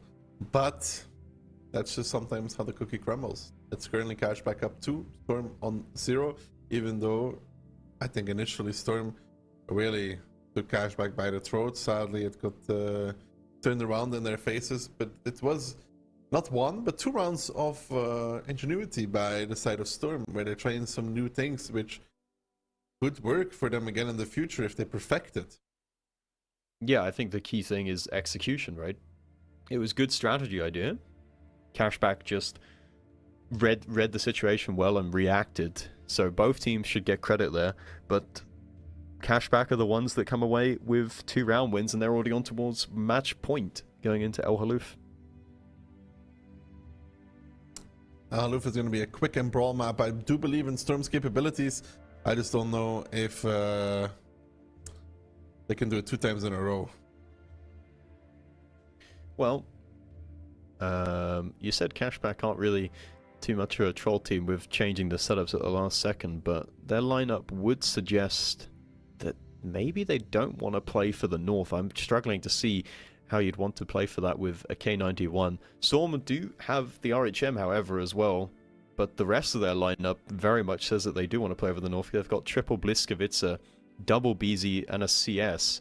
Cashback's lineup is very, very exotic, that's to say the least, with triple Batchat. And an RHM.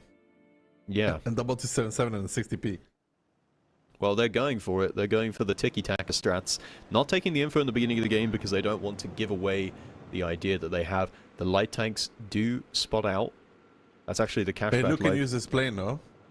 Did he lose his plane? I think he used his plane, dude. he doesn't have it available. No, he used his plane and he spotted nothing. Yeah, because there was triple Batchat and they all went immediately to the left, so Lucan has no idea right now. He needs to find a good position to be able to spot out this rotation because the Batchats are charging straight towards him. If he doesn't spot this push, he could be in some serious trouble. He's running though. This is crazy. Both teams using a light tank, and Lucan actually gets the information required for his team to do some rotations on, because although they didn't seem fully sure, like they didn't trust Lucan's plane 100%, they're probably like, Lucan, did you put the plane correctly? And he's like, yeah, trust. But the entirety of Cashback, Lucan. Oh no. Oh no. He might be able to get out. He's got some buildings there. He's going to be on low HP though, which is pretty bad. Very good for Cashback to put that light down, down early, but he's got to keep crossing the open as well, which is even more problematic. He's playing though. He's playing the whole time. He now realizes that he can't go, but Aka finds one more, and the issue is that somebody will kill him. Somebody will go and kill him. Liberty has another plane. I said in trouble. Yeah, Ized gonna be in trouble, and this push is getting spotted out now, so he does have the information. He's gonna try and hightail it out of there, but he's in crossfire as well. It's not going to be nearly as bad for the side of Cashback, though. God. And Lucan is just getting charged down right now. The entire Cashback lineup are just, they found a weakness, and they are just smashing the W key straight into the floor. They're going for it. Lucan gets picked up immediately, and he's paying the price for his early plane that did not get any information. Jacob is now the next target, and everyone from Storm is scrambling to try and get into positions to cover, but there's no one there.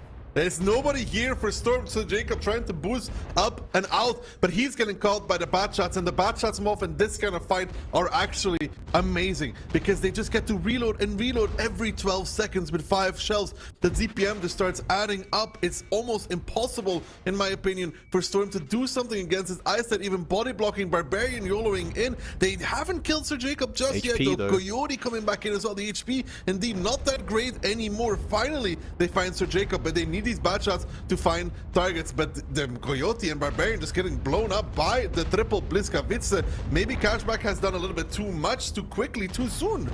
I think they've bitten a bit more off than they can chew. The Batchats are coming in now, but Coyote and Barbarian are pretty much dead already, and Storm actually have the HP advantage, but they've only got 2 tanks left. Lucky just absolutely inting in towards Little, gets blown up, and now the Batchat's coming back in again with the shells available. And the biggest issue here, Moff, I will say, for the side of Storm is Liberty's alive. Little's going for Jordan. That RHM is going to be so annoying now. It's a classic case of the end game. Even though they've got significantly less HP, it's almost impossible for Storm to win this game. Little kind of risking it a bit though, peeking in towards Jordan, who misses the snapshot. Now Jordan is at the mercy of the Batchat, but Little does not have heat loaded, so the angle being a little bit troublesome there. But what can Storm do now? Because it's a 2 versus 4 situation, and Jordan is just going to slowly get crossfired. They need to push. They need a Mineros to push Little straight. I mean, he has a strike. No, he doesn't have a strike. They could just smash into the Batchat. I don't know why he's waiting this long for this. And Little realizes this. I think he will drive forward immediately when he spots the Bliska. Or will he, though? I don't think he will, though. He's going to go now. Mineros doesn't get the shot. Mineros shooting at Liberty in return. Little finding very, very little damage here. But Little only has 1 shot left, so he's not going to be able to take down Jordan. He will be able to get out, however, and delay for a little bit more time, but Jordan's just going to overpeak here. No, he's gone. He's gone, dude. Oh, he's gone. Man, I think Minero's making a misplay there, Moff. I think you should have went straight for Little and force him down. He could have gone a bit sooner, but I think he wanted to go wide. He didn't want to trigger the cap of the strike in B2, so that's why he went so wide. But I agree, he could have made the decision sooner. And you can see Jordan quite literally stuck between a rock and a hard place. There's nowhere for him to go, and he's just trying to survive for as long as possible. And Mineros also with a lot of health, but what can they really do now? Cashback don't have control of the strikes, so it's not quite as easy as you might think, because they can't just... They have to reset. Yeah, they do have to reset, and they don't have a strike available to them. And the angle that Jordan's sitting at, they will have to get pretty close to Mineros if they want to. And they're just going to try and approach from all angles. Liberty will find the reset, though. He peeks from the right side, from the left side Do there. you think he can spot him without being lit with low noise? Yeah, for sure. Ooh, he doesn't get the reset. There's even a bush there, apparently. Aka also finding a bush. Uh-oh. Uh-oh, Jordan in trouble. Mineros finds Squeezy, though. Poor Mineros. I mean, this is karma for Jordan. Karma for Jordan, because I was playing with Ali, Moff, and it was Grilla and RHM, or was it Ali? I don't know. It was me and an RHM, and Jordan and a Badger on Al Haluf. I think I remember watching that. He was hiding he sat in A1 Karma, because there's dude. nothing else. There's nothing else that you can really do in that situation. And I dare say Mineros might try the same thing. If you just go and sit in the corner in A1, you're not going to be spotted from any direction. So he may be able to get the element of surprise here. He's not going to be able to cap, and he knows that. But Cashback have no incentive to go for this, because if this game is a draw, they should just win because they have more guns destroyed. Correct? Mm-hmm. So there's no incentive for Cashback to do anything. They're just going to split up, go to each corner of the map. Little is going to control K4. Liberty is just going to park it in the middle. And the other Batchat is going to go towards A0. So Mineros somehow has to go on a mission. If you're really sneaky, you don't even spot here with the bat. You don't even give him any info. Yeah, that's a very good point, because if it does spot him, then he would be able to potentially blind. It's quite a common bush in A0, so there's definitely a possibility Mineros could do that. Little now, responding to Mineros being lit. Aka just playing the bush, just keeping tabs on Mineros' movements, where he's going, what he's doing. But if you're Mineros, it's a pretty hopeless situation. Let's recap though. Cashback pushed in on B2, mistake. They really almost threw it around there. But there was this moment where Lucky was alive with Mineros, and Jordan and Lucky tried to push over into a Batchat and died. Yeah, I think his expectation was the Batchats would be on reload. I'm not sure what information gave Mineros that has away. to be the aggro player there, not Lucky. Because if Lucky stays and covers, they can actually kill the people close. Yeah. Even then, it would still be a difficult endgame to play out, though, right? Because even if Lucky was still a Bliskavitzer, so they still wouldn't have a Batchat or an RHM, any of those tanks. They would have needed some sort of rotational force to stay alive, so that they could actually compete in the end here. But Mineros, as it is, just going to be on strike collecting duty. It's really all he can do, right? He just has to hope that somehow, some way, someone's going to overstep the mark. Point again, they have 2 info points. They're playing on the mids, the A line and the K line. I mean, it's just hide and seek, isn't it? I mean, Mineros is going to have to Fortnite dance his way out of this one. This is a strike. Not too far off the mark, though. But even if he kills one, it doesn't matter, and he doesn't have enough time to collect the strikes to be able to effectively blind out. You're almost forced to go into the cap, but even that doesn't work. He doesn't have because time of to the cap RHM. anymore anyway. No, before, but it doesn't work because of RHM. Yeah. It's a very awkward situation when you know the game's already over, but the players still have to... If Cashback tried, they could probably kill him. Yeah, they could. But the way the rules work... Yeah, no, I'm just saying that they're winning by the rules, but if they wanted to, they could probably kill him anyways. Double Batshot and an RHM, as long as Liberty takes the shot, right? And he's the one that dies, they win. I do wonder that maybe I'm trying to think of what the implications would be. Let's say you swap the rules so that it was actually remaining HP first, because then they would actually have reason to go and kill him. If you catch my drift. Mm-hmm. But then I'm you just also I'm really just encourage wondering. passive play across the board. Yeah, I mean that's what I'm thinking. It's just the trade-off of It's not worth it. changing the rules here. Little just posing for the observers. He's padding his distance traveled though. He takes the info point. He's Okay. that's a big plane. Jesus. He takes the info point. He strikes little. He doesn't have time. He HC. Oh, he doesn't have. I was building It's something. over. I was building on something, Moff. And it's gonna If be he- Cashback 3-0, just like that. Yeah. Arguably, they deserve to win this round no matter what. So doesn't matter what the rules say that they win. If they wanted to, they could kill him, and they already deserved it. But by the base of the way they played, they only made one mistake. Yeah, it was only one mistake, just a little bit of an overcommitment by the double 277, but I think I'd say that's probably got to be the closest match where it's 3-0. We had three 3-0 games today, but that one definitely could have been a tiebreaker. You know, the two games on Pilsen, Storm definitely could have and perhaps should have won both of those games. But the El Halif strategy, I feel like Lukin. It's a difficult scenario to be in because no one's really had to, how do I say it? No one's really had to play for this default opening. So I feel like Lukin, once he's learned from this experience, I feel like this is one of those moments, Moff, where I think you've had them and I've had them, even in random Onslaught queue, where you put a plane and you know it's a good plane, yeah, But and they you go in don't- the complete opposite direction. but you don't spot anything. Yeah, So you start doubting a little bit. Like you're like, was it really a good plane? yeah, Was it truly a good plane? And am I certain that my plane was good? And that's one of those moments where you just need to have full confidence in yourself and be like, there's nothing there. I promise you, there's nothing there. yeah. I think, like you say, Lukin may be doubting himself, but because he's Maybe not Lukin, used. maybe the team. But my point is that because most of the time people have been playing North on El Halif, then Lukin perhaps doesn't have like a plan of, okay, I didn't spot anything, therefore I need to go to this position to spot this rotation. And if he'd have just gone to a balcony bush earlier on, he would have seen everything, right? So yeah, overall, I agree with you. I think that's like a doubting issue there. Across, maybe not Lukin, Moff, but maybe the team. It's like, are you sure, Lukin? Are you really sure?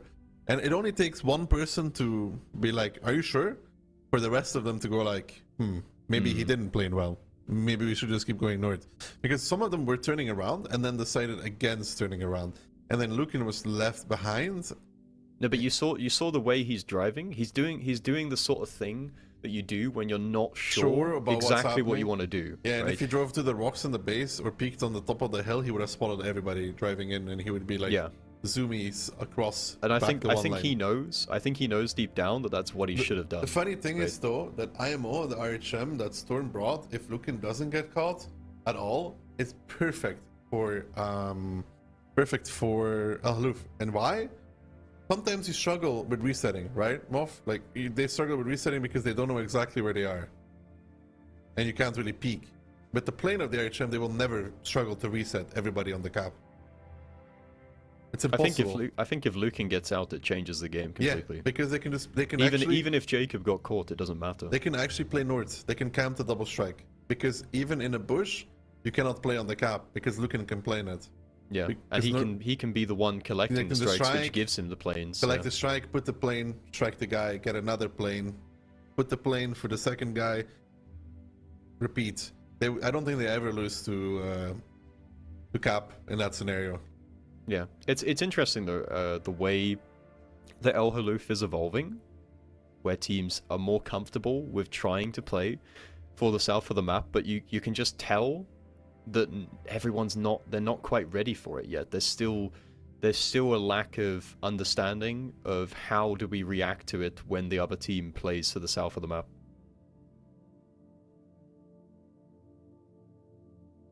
Standings. Cashback will be making it to first place, Moff. Unbelievable. Yeah, I don't think we could have said that after their, I don't know, rough start in the beginning. Rough start in the beginning of the season, right? But have been building a house throughout it and have become house owners and have actually done a really good job and became first. Same for Hit and Run. Also a rough start to the season. Yeah. Rome wasn't built in a day. And there's, in phase 1, you got to play 7 matches, and you have to be consistently good throughout the entire period to find yourself at the top. But it's actually going to be tied between Cashback, Hit and Run, and Storm. 3 teams that we probably suspected would be the top dogs coming into the OLS. Mafia and W not too far behind, both on 12 points respectively. It's super close between these teams across the board. What's funny is that although we've had some upsets in Solyanka, they had an early lead. They started out strong, but I'd say the table is pretty much what we would have expected before the season started, right? It's just... Yeah. I it's mean, just that give or there's been take some Mafia's unexpected position wins. and Storm's position, maybe. Some people would put Mafia higher, but... Or some people would put W higher, you know? Yeah, but it's more or less in the sort of structure that we would expect. It's very accurate. Outside of some personal choices, perhaps, where you would put people... Solyanka, Conquest, and Clueless leading the bottom of the pack, yeah, that's actually as expected. So those upsets, not doing too much to the standings in the grand scheme of things. But stage 2 is going to be where we really will see, I think, differences between the 2 teams come out. Between the 2 teams, between all the teams. Yeah, and there's just one more match to go today. Obviously, that's all the EU games from phase 1 of the OLS done and dusted. We've got now the OLF, which is the Onslaught Legends Finals, which is the NA version of the competition, semi-final between Dopamine and Escalade. I'm not super familiar with the NA region. I know that you've played a lot more games over there, so know the different quality of teams and players. Yeah, I've played with Dopa, so I know them quite well, which might mean I'm a little bit biased as well, Moff, but we will see. Before we head out to replays, Moff, I think I'm with Kihan next. Who do you think is going to take it, though, in NA? Dopamine. I took one look at Wikipedia, right? I looked at Escalade past results, and it's just 0-4, 0-4, 0-4, 0-3, and that was enough for me. Well, Moff is a Dopamine fan, apparently. When we come back, we take a look across the pond. The first NA semifinals in the OLF. It's going to be a banger. But before that, let's see how Cashback took the first place in the phase 1 with some replays.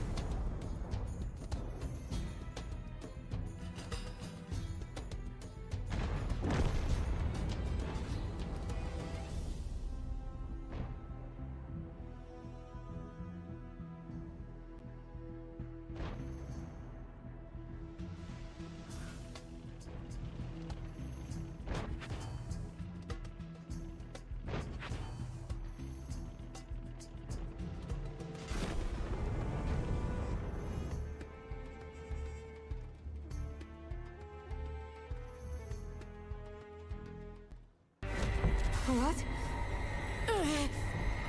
What's happened?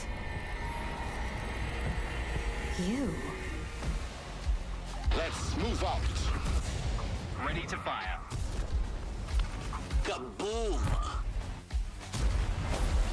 Let's destroy this lunatic.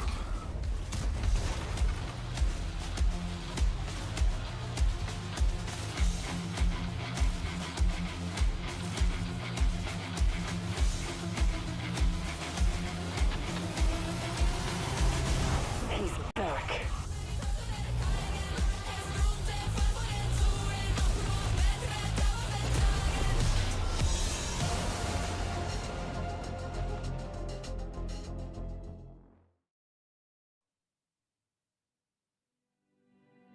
Well, it seems like my cam is. Good. Finally, Kihan's gone. I'm talking. Nah. There we are. Nah. There we are. It was just my No. wonderful hoodie that was Wait, ready listen, to be dude. shown I on didn't- stream. Where's my hoodie, Kihan? So this is currently the only one we have at the office. There is literally not a second one here. But I can tell you it's very comfy, and it almost works as well as the Onslaught mug. But all right, we have a That's match on our crazy. hands. Hashtag dude. This Somebody, stream is. somebody stop that man. Can we get back to screen where he was gone? I was personally a big fan. Well, I don't think that's going to be happening for now. First of all, though, the tournament bracket, because we don't have a round robin stage here. Instead, today we are going to watch the first semi-final of the Onslaught Legends Finals. It's going to be Dopamine against Escalade. I do believe, as you said, you have quite some insights into Dopamine, who are also the North American representatives for the WCI in China. Yeah, Dopamine, a formidable team, if I say so myself. I don't know if I can say this without, like, sounding this so biased. I don't know. I mean, there's a reason they won on an ace, so they must be a good team. I thought you were going to say it was because of you. I thought you were going to be finally nice for the first time in 5 years that we've casted together. Apparently not. Maybe another time. Well, you always gotta keep people guessing. Anyway, I think we're just up and about to hop into the match, so we'll cover the pick and bans after, because I think the first battle is just about to start. Never mind, actually. It's gonna be starting a little later. Actually, there is a mod test currently going on that did debate me, but first of all, Escalade. Quite some unknowns here, quite literally. But yeah, the first time a lot of those players are going to be shown on stream. Are we playing here. like, what's it, Cluedo or whatever it's called? I don't know what's the English word. It's like the one where you're playing against each other and you have the pictures and you have to guess who is it. You know what I mean? It's like, is he a doctor and you have to put the plates down of who isn't a doctor? That's the player pictures key. Guess who, apparently, Moff told me. You don't know that game? I think in Germany it's also called Cluedo. So yeah, I do know it. But yeah, next we do have Dopamine here, and yes, that is the same ferret playing here. And then, man, that smile by PM is He was the so broadest happy smile. to go to China. Man, that is the happiest smile from all the player pictures. I mean, Fova is also smiling, because I qualified with Dopa to China, but I said I'm casting because why not? Right? Kian made me a better offer I couldn't refuse. He said he's going to eat all the spicy food I want him to eat if I come cast. I That would is never part say of such the a thing. contract. It's part of the contract. I think I'm gonna have to make an amendment to Your the boss, contract here. your boss agreed, so unlucky for you. My boss agrees to a lot of things when the day your is long. boss's boss also agreed, and your boss's boss also agreed because I talked to Phil and he said it's a good idea. I talked to Eek and he loved the idea as well. Eek, and then I think you're misinformed. Eek and is nowhere above me in the structure anymore. well, whatever. And then Mike also said yes, let's do it. Oh man, now he's pulling out the big guns. All Yeah, right. well, dude, I told you. Your boss's boss in that case. Anyway, pick and ban. Let's talk about the up-and-coming matchup. This is going to be a slight deviation, by the way. No best of fives anymore. I wasn't kidding when I said that. This is going to be best of 9, so first to 5, and we're going to start on a map that we just saw. It's going to be El Haloof picked by Escalade, and Dopamine is immediately answering with the Westfield first pick. Then we are going to see at least one round of Ensk, and if the winner hasn't been decided after 2, we're going to go to Ghost Town, and we're going to finish on Airfield. I mean, this is a best of 9 to inform everybody at home. So we had best of 5. So El Haluf, Westfield, extremely quick maps though to start with. Yeah. I mean, we just saw on El Haluf a fairly long game. I believe that was even the second 10-minute game today of El Haluf, which normally is a pretty fast map. But yeah, I do agree. Fast maps to start with. Westfield tends to go kind of quickly as well. And Ensk, I mean, not the slowest of maps either in its own right. Are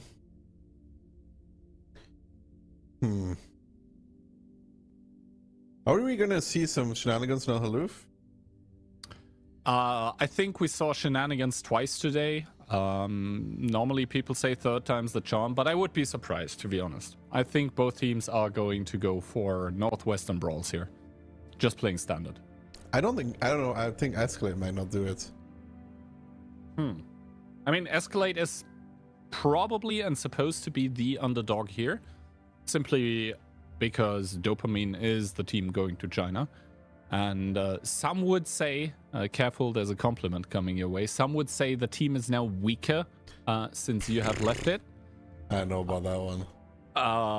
But yeah, they are, I think, supposed to be the favorite coming into this one.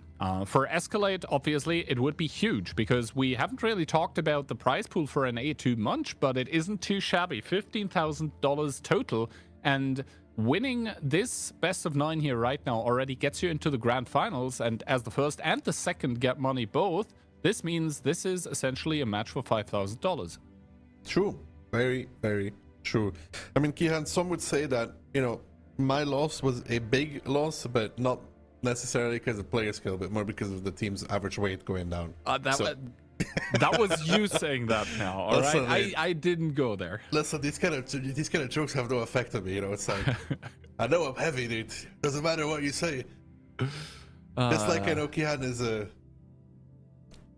beautiful, not so young gentleman from Germany, living in Prague. That is entirely true.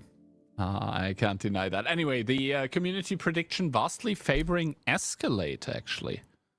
That's never mind. I believe that might be a mistake, and that will be switched around.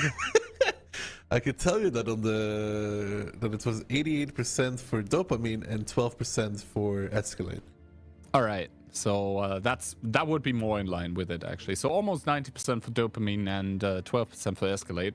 That being said, you have a lot of insight in towards the Dopamine team. Like any standout players you would say who's going to be the light tank player, who's going to do what, who's the damage dealer. So Ferret is the light tank player. Damage dealers, more likely than not, we're looking at like Hockey. Who else? Hockey. No, it's like Hockey plays mediums. I guess Vova as well. PM and Dark mainly play the heavies, right? So they're always going to be doing less damage.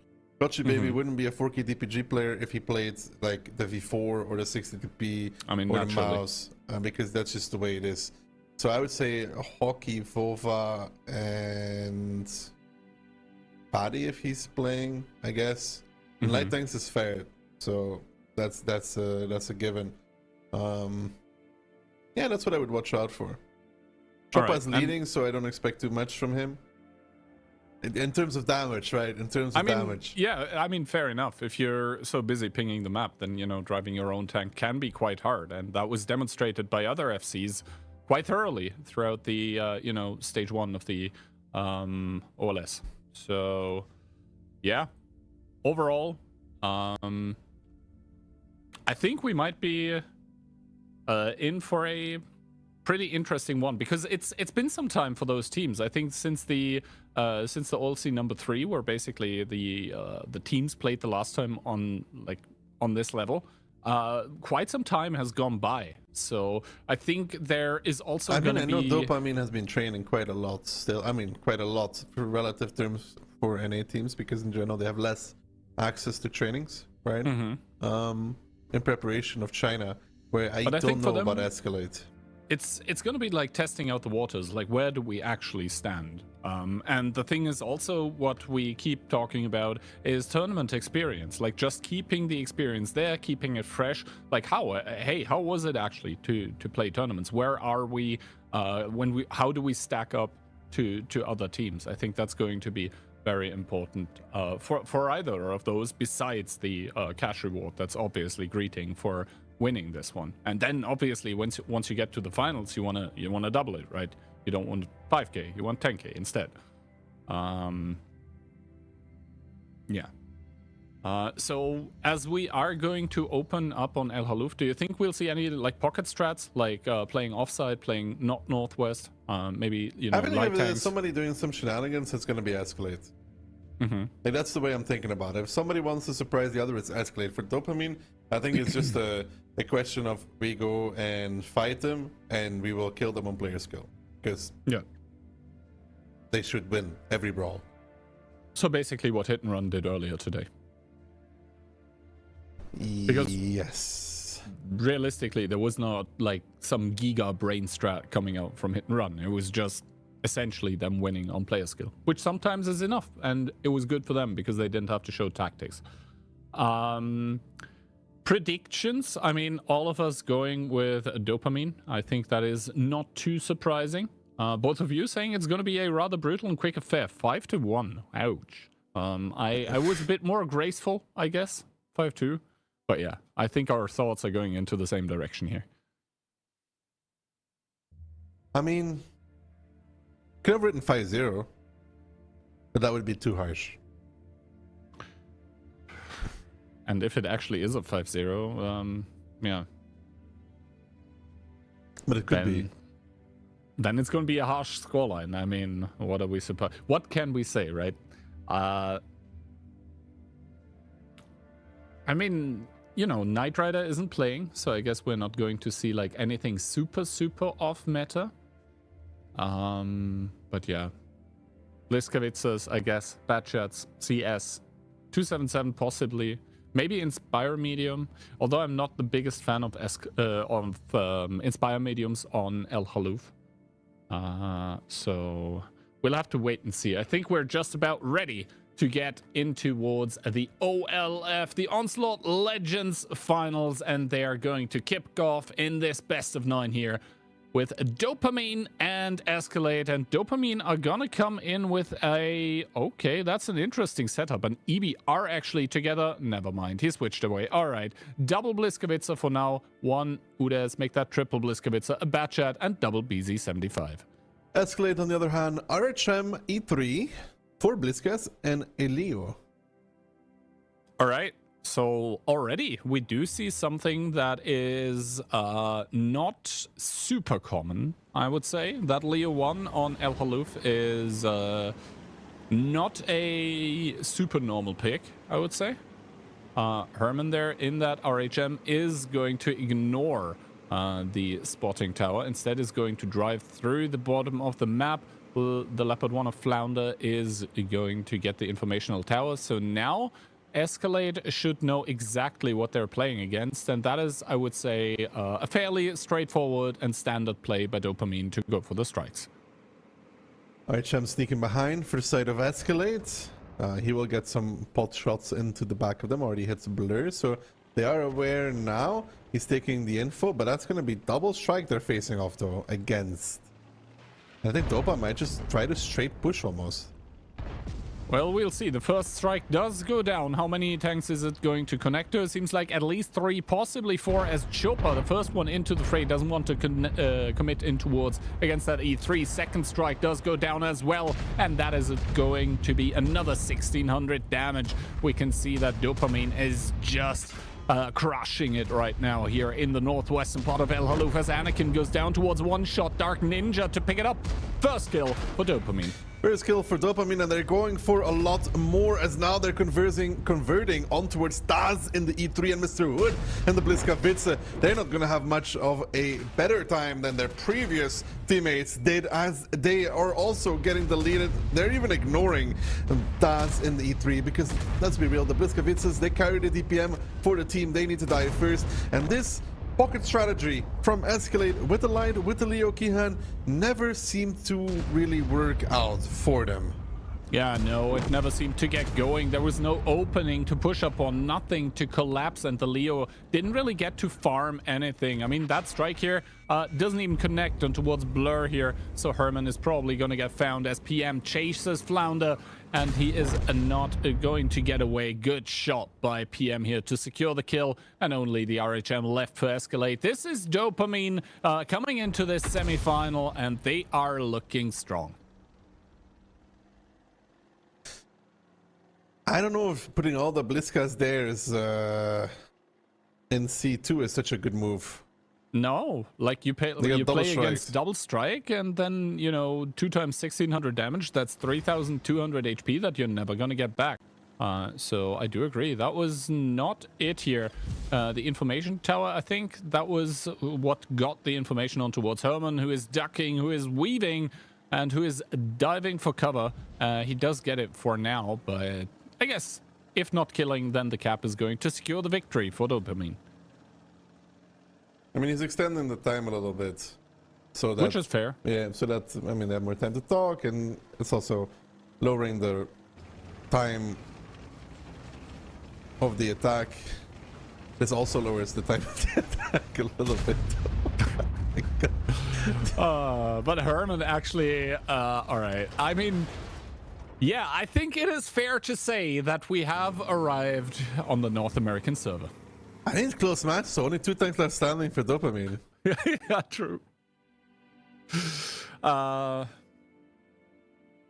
Congratulations to round number 1, Dopa.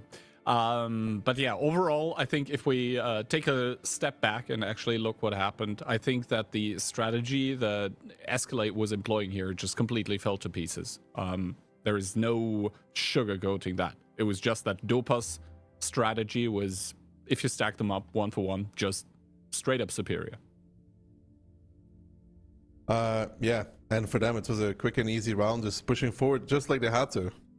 Mm-hmm. And I mean, yeah, the Leo does get top damage, but it's not even the full HP of a single enemy tank. So realistically, it was not Escalade's round here.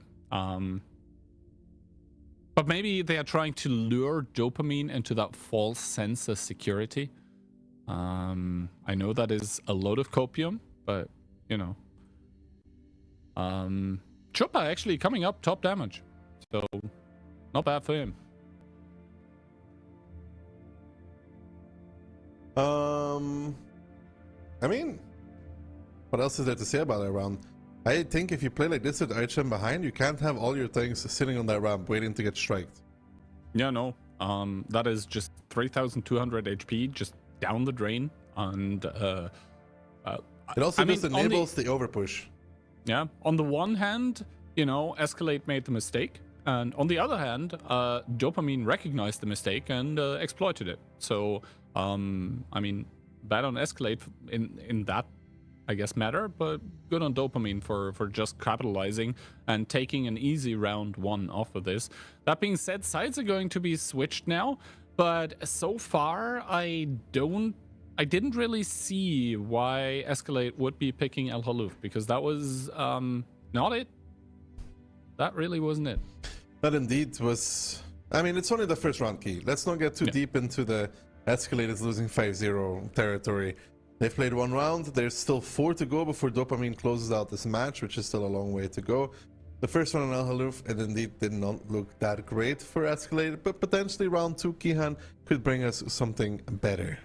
Yes, maybe this is the side why Escalade picked El Haluf, and we are going to see exactly how they want to play it in a few seconds here. I'm still trying to wrap my head around the Leo.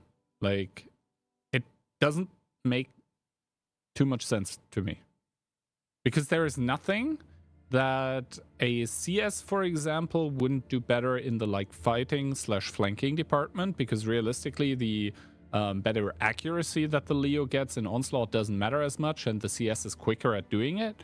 And if you really just want to have a sniper tank that provides actual damage, pinpoint accurate, then STRV does it better, I guess. So, yeah.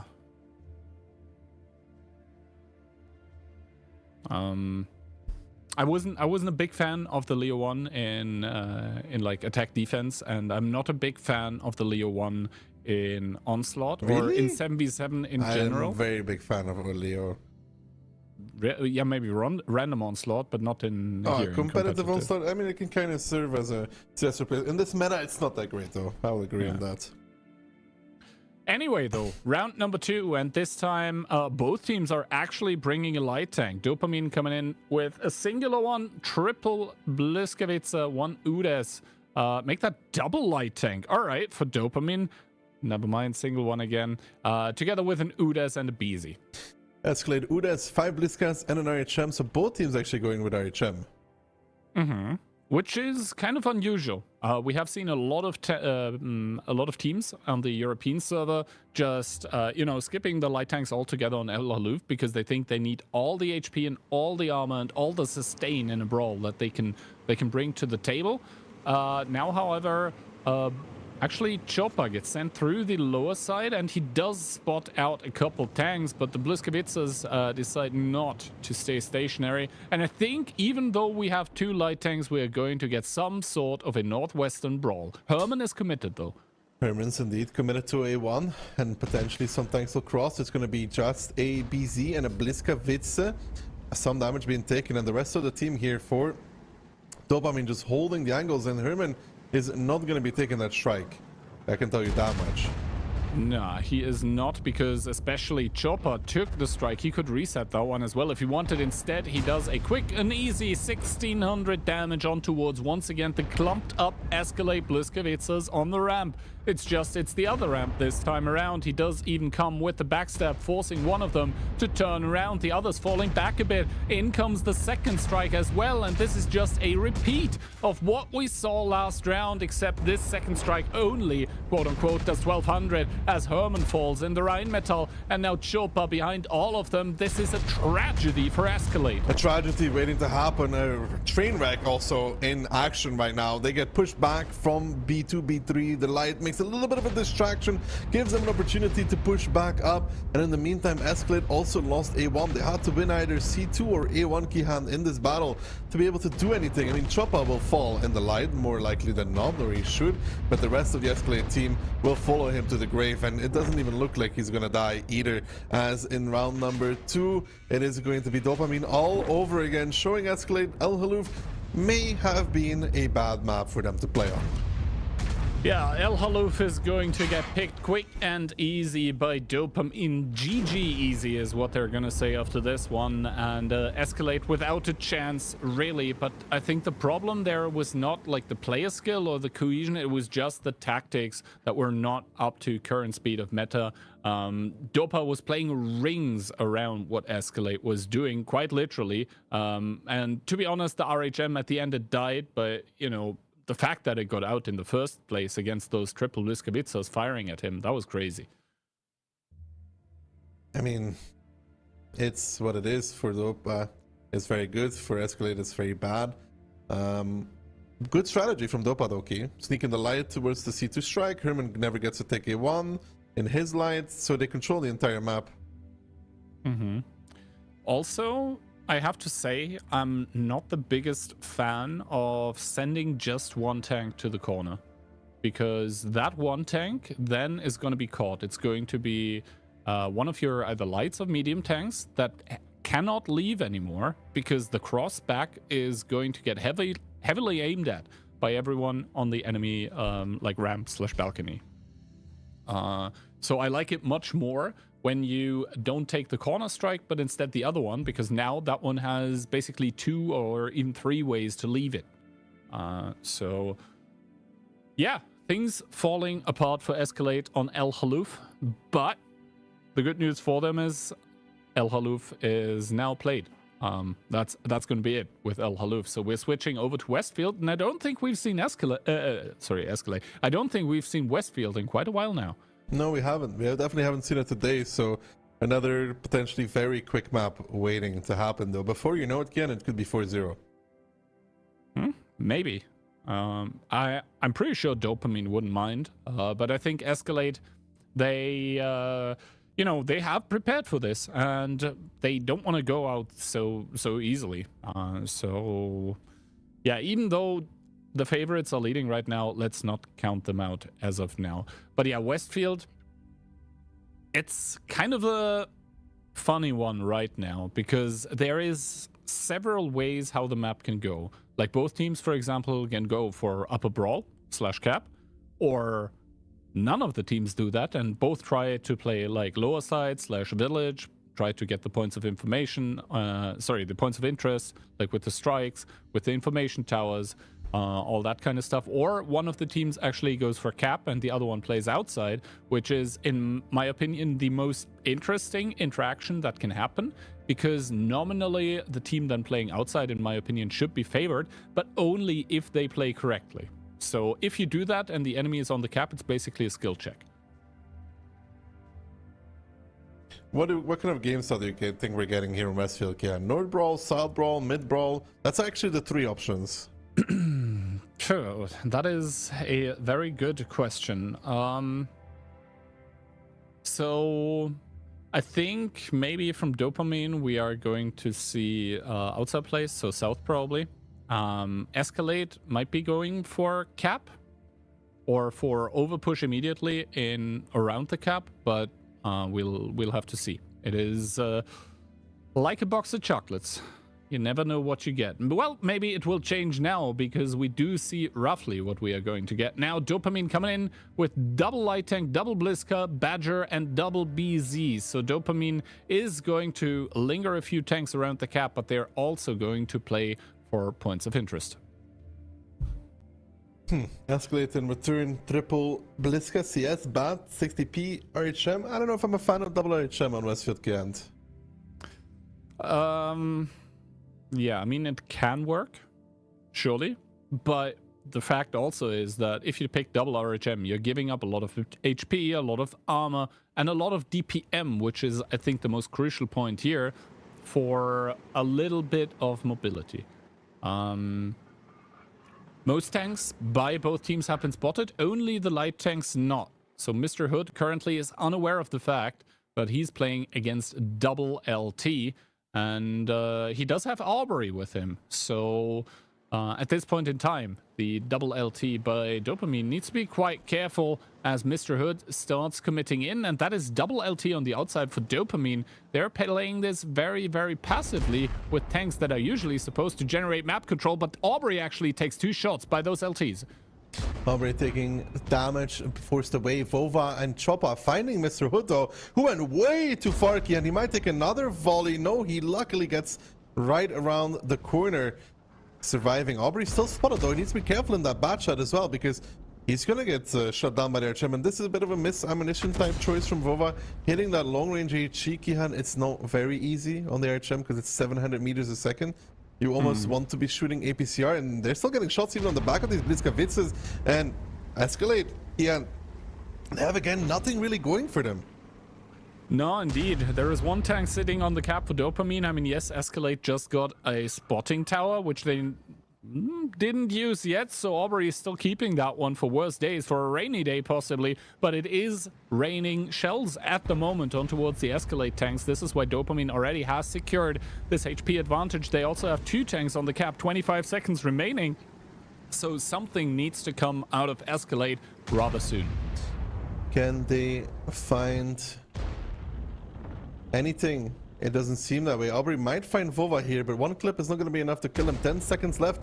Who's going to decap? They're going to send the 60 TP, and I think to block it, they do find the reset now. Aubrey will need to chase that RHM, but look at Taz in the meantime getting overpeaked by not 1, not 2, but 3 Dopamine tanks. Taz getting deleted in mere seconds. Blurred to pick up the kill, shuts that one down, and Aubrey, is he going to get the kill here, Kihan?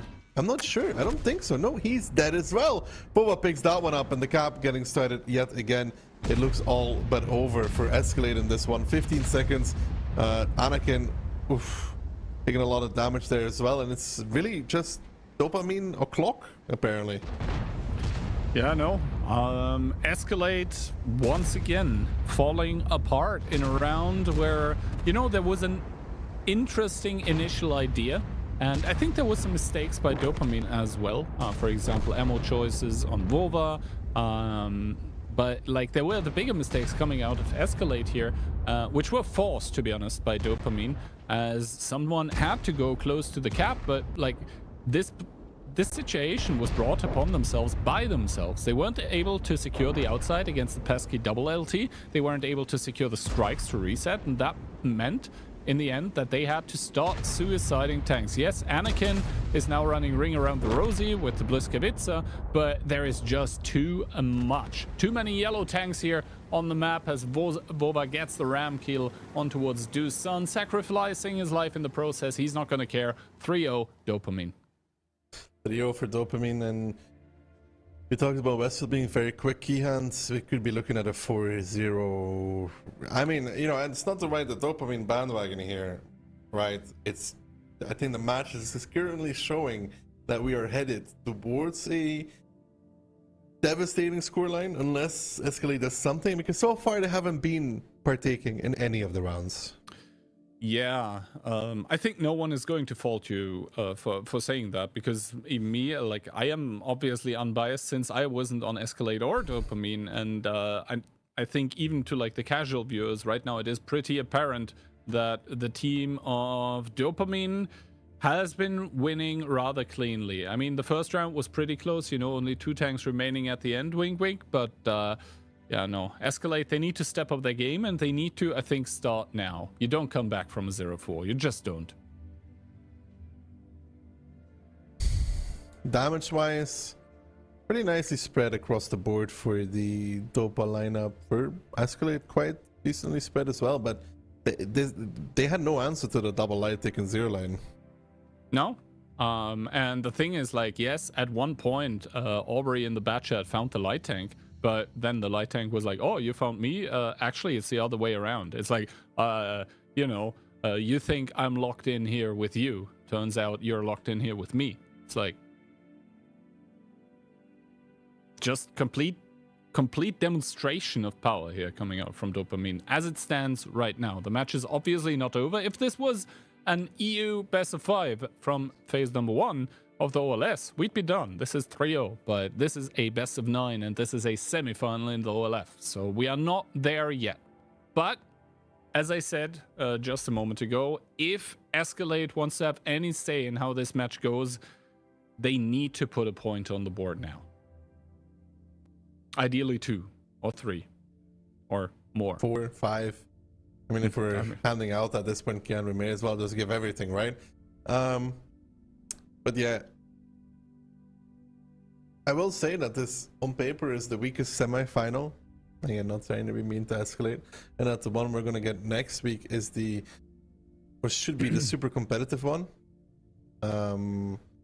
between Stacked and Smile. On paper, this was always green. On paper, this was always very Dopa favorite, like very, very much so.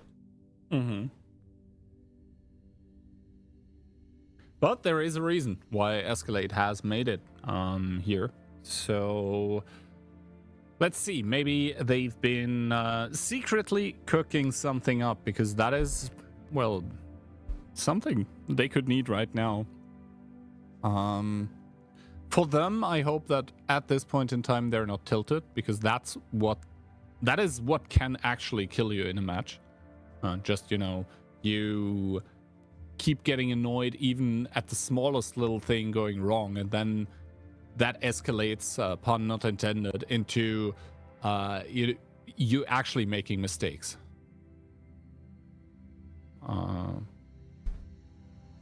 But let's see. Are Escalade able to make this match competitive, or are Dopamine just gonna run away with it? Looking for the match point here is the North American representative for the World of Tanks Championship International in Chengdu, China later this year. And Dopamine once again seem to want to bring that RHM Panzerwagen together with an STRV. All right, that is quite the wild lineup in my opinion. Double Bliskovitz as well, a Badger, and Blur with the Judas. Escalade on the other hand, switching it up. He had no light, double 60 TP and BZ, a CS, an E50M, and Udas, and a Bliskovitz going fully up are going to be spotted immediately with 7 tanks. So full information available and on the table for Dopamine. So it's up to them to react to that and to split. I like the E50M. I think it currently is underused a lot in OLS, so it's nice to see it here in the OLF being brought out. But first of all, the spotting tower coming out here, not being used yet. Finally, it gets popped. So once again, full information available for the team of Dopamine that are also starting to take the double strike. I'm currently checking, but no, there are no mediums in the lineup of Dopamine that do have the strike ability. So the 2 strikes they have right now, that's all they get. Oh, Ferry getting spotted out in the SCRV, has to be real careful. Down towards 800 HP. Down towards 400 HP actually in the STRV. Down towards 25. Is he tracked even? He goes D-spotted just now. He gets respotted for that.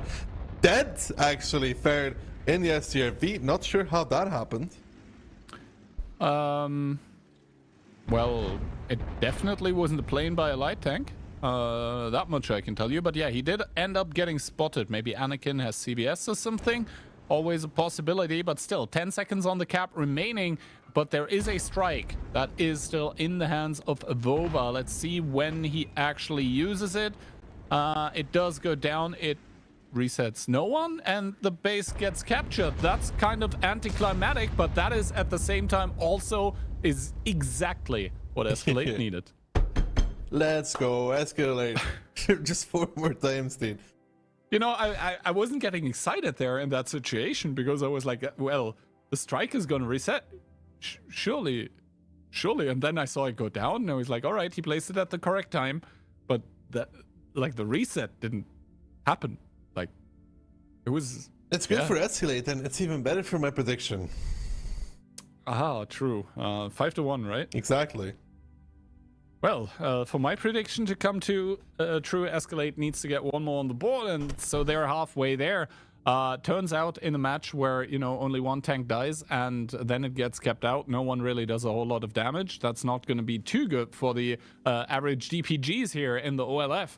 But what it is good for, it is Escalade, who after 3 rounds where realistically they weren't really showing us anything, they finally get a good pickup on towards that STRV and are then able to transfer this into the round. So after 2 maps, after El Khalouf and Westfield, we are at a 3-1 scoreline for Dopamine, meaning they would need both of those end grounds to close it out, or Escalade, on the other hand, would need both of those end grounds to make it even.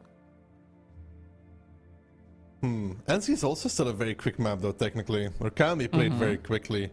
They've decided to pick almost all the fast maps, except for Cliff. Except for Cliff, yeah. Which is funny, because Dopamine has perma-banned Cliff for their last, I don't know how long, and it's actually Escalade that banned it.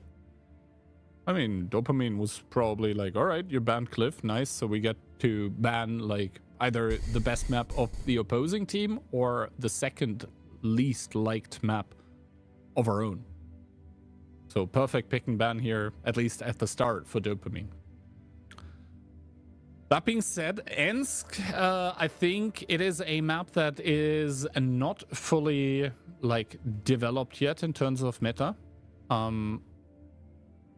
Because there are still big changes, at least in OLS. Sometimes we see, like, you know, even up to 7 TDs. Sometimes there are some mouses, etc. So I don't think Ensk is like a map where one way to play is like the accepted standard, I think. The fact is also you can play light, you can play without, you can even try to like straight rush through the middle and hope to catch the opponent off guard. So even though Ensk is the smallest map in the pool, it does have quite some tactical depth to it, I think.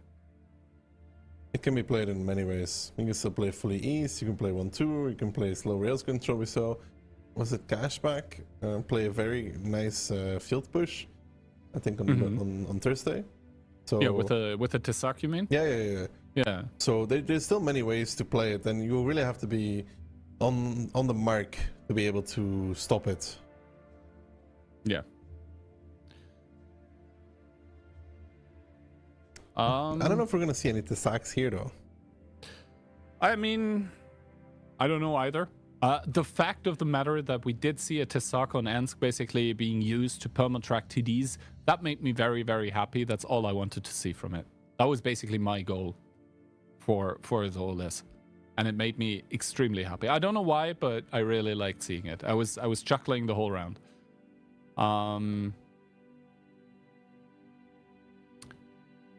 Now,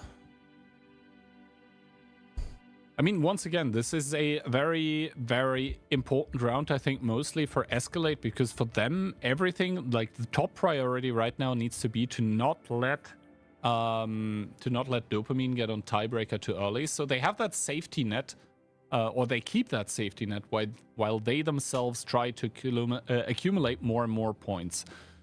Dopamine coming into this one. I guess I should read out the Escalade lineup first. They seem to be kind of more decided on what they want to do.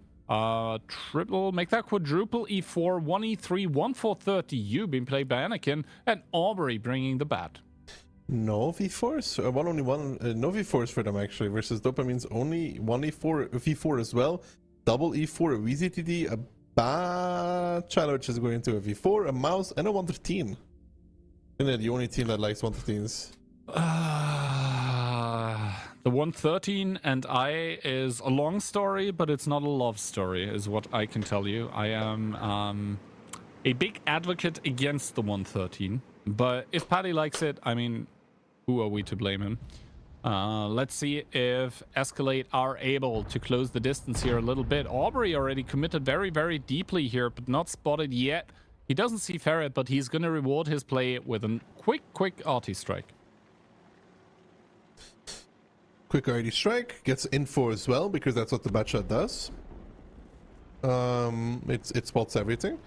So he gets the strike, and they even get some position. So for Escalade, this is going quite okay, Kihan, so far. Yeah, I think Escalade are going to be happy with what they have. Are they going? Yes, they're going to use their own arty strike to delay the opponent's one. Choppa is going to get the information tower and is probably going to use it now, maybe?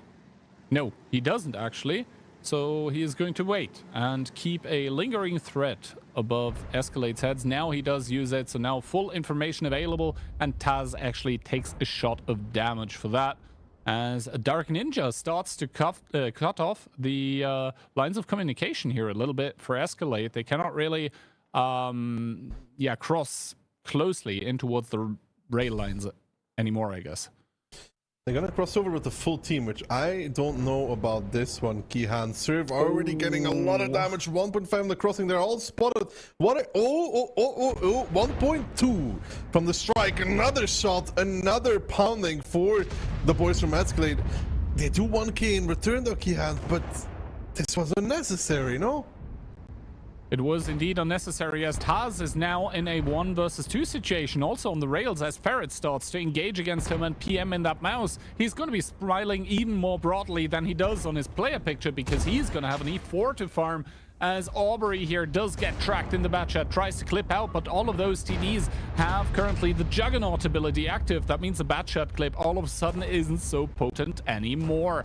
As we do see in the bottom left, Taz does get picked up by PM, making this a 7 versus 6 situation. And Dopamine is not only up in guns, they're up in HP, and they have a good engage here in the city, because Aubrey is about to be clipped out. And I think he just took 1.1 from HG from one of the E4s. That's the beauty of that Tank Destroyer, Kihan. If you remember, back in the old days, oh yeah, they forgot, or they didn't remove the HG Alpha from the E4s. It's 1100 shared with the 268 and the E3 actually, and it's really potent at shooting those lowly armored targets like the Batchat. And yeah, the reason why the game is over, and it's going to be 4-1 for Dopa. I thought that Escalade had a good start. I really do think that they had a good start. You know, Batchat taking the strike for free, having some field control, but then they decided to cross. Yes, and that cross was, I mean, if I was working at the stock exchange, I would call it an investment with diminishing returns. That was absolutely brutal to watch. First, the E4 on the gross takes like 1500, then the strike for 1200, so you're already basically at 2k, and then, you know, you still haven't actually engaged the opponents yet. So 3k damage, and you're not there. Like, that was really good punish by Dopamine, and they reward themselves with being on match point now, 4-1. So, maybe that second Westfield was a fluke. Who knows? But yeah, actually, the 113 working out here for the team of Dopamine. Paddy with 4 kills to his name. So, I mean, I said I don't really like the tank personally, but he's able to make it work beautifully. Oh, I think any tank would have worked there, Key. I'm not a great 113 fan either in Onslaught, to be honest. I mean, if you want that kind of gameplay, I personally think the 430U probably fills a better role right now. Because, like, the armor profile is, well, not the same, but I would say roughly comparable. It's also smaller, more annoying to hit than 113. Exactly. You have essentially the same gun. Like, the gun is kind of crap, but at close range that doesn't matter. And the 430U actually gets the funny button, more DPM and better gun handling. Yeah, so they don't get the same gun. Yeah, the same base gun that then is subject to change, just like, you know, tanks on super test. That's such a wargaming answer, Jesus. Please note that these stats are not final and may still change. Indeed. Cheers. Nah, that's crazy. That's crazy. Somebody get me out of here. I'm locked in corporate America. And you have just returned from there. That's the worst thing. You thought you were getting away, but no. Anyway, though, I think we are laughing here. Who's not going to be laughing is the team of Escalade, because they right now are, after 5 rounds, already on the brink of being eliminated here by Escalade, who realistically had 1 slip-up on Westfield, and that slip-up was a big one by that STRB. But other than that, I mean, Escalade has just been driving all over Escalade. Sorry, Dopamine has been driving all over Escalade, is what I wanted to say. And Escalade has... Sorry, go ahead. I was letting some natural silence occur, Kian, you know? And then you had to ruin it. Good, I'm proud of you. Just checking, dude. Kian is not always completely comfortable with just a silent moment. You know, he's always wanting to, yeah, but no. Escalade seem like just a caliber too small right now. I think that's fair to say. And it looks like Dopamine is not looking to, you know, shrink the calibers either. Bova currently picking a Jagdpanzer, so that's 170 millimeters right into Escalade's face. As Chopper picks a bad shot, never mind, transferred into almost full TD lineup. PM once again with the mouse, and then, oh, no Jagdpanzer anymore, disappointing. Triple V4, double E4, and the WZTD. Escalade, on the other hand, triple E4 and E3 and triple 268 V4.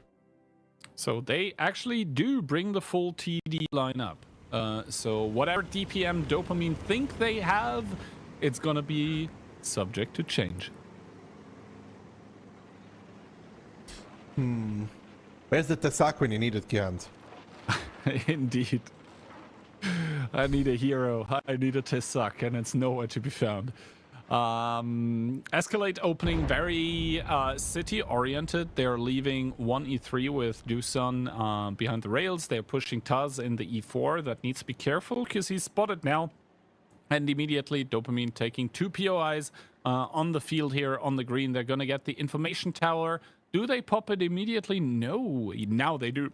So they do have full information on towards what what Escalade is doing. Dopa is kind of ready for this, though. I mean, let's see. No damage on Blur the crossing. currently... 1 shot on the crossing. I mean, not a lot. Escalade knew that some tanks were here, no? Oof, Dark, though, with the repeat he had without ability, I don't know about that one. That was not that good. No, that was not the peak by Dark Ninja here, who now needs to hide a little bit behind Vova. Yeah, I guess an Ignite on towards Surf here, who I guess took one in towards the, I guess, backward block. I mean, let's see though. Escalade here completely collapsing on towards the tanks but of Dopamine, and Aubrey getting, I think, the ram kill here. That's important because he gets to keep his alpha damage. Is going to try and put one in towards Vova. Is he going to? Oh my god, I think Aubrey actually just bounced and missed the back of Vova here. This might come to hurt them as Dopamine still have the HP advantage, and Aubrey goes down towards one shot while Ferret manages to pick up Surf. And for Escalade, their dreams of getting some juicy chunk of that prize money are disappearing. Just like their health points and just like their tanks. I mean, they're still within the running. It's a 5-on-4 with 2000 HP difference. But it currently looks like Dopamine is getting the better of them. Vova down towards the one-shot. Paddy and Blur going for Anakin here in that E4. They will not connect both their shots, Kihan. But I think in the middle of the map, in the bottom half left side, you can see Choppa and PM getting the better of the Escalade tank. So even if Anakin and Mr. Hood were able to win this engagement, it would not matter, as now Anakin goes down, leaving Mr. Hood and Taz left standing. And we will know the first finalist for the OLF. It's going to be Dopamine in quite a convincing fashion, making a statement to Smile and Stack that they are ready and waiting to see who they're going to play 2 weeks from now. Exactly.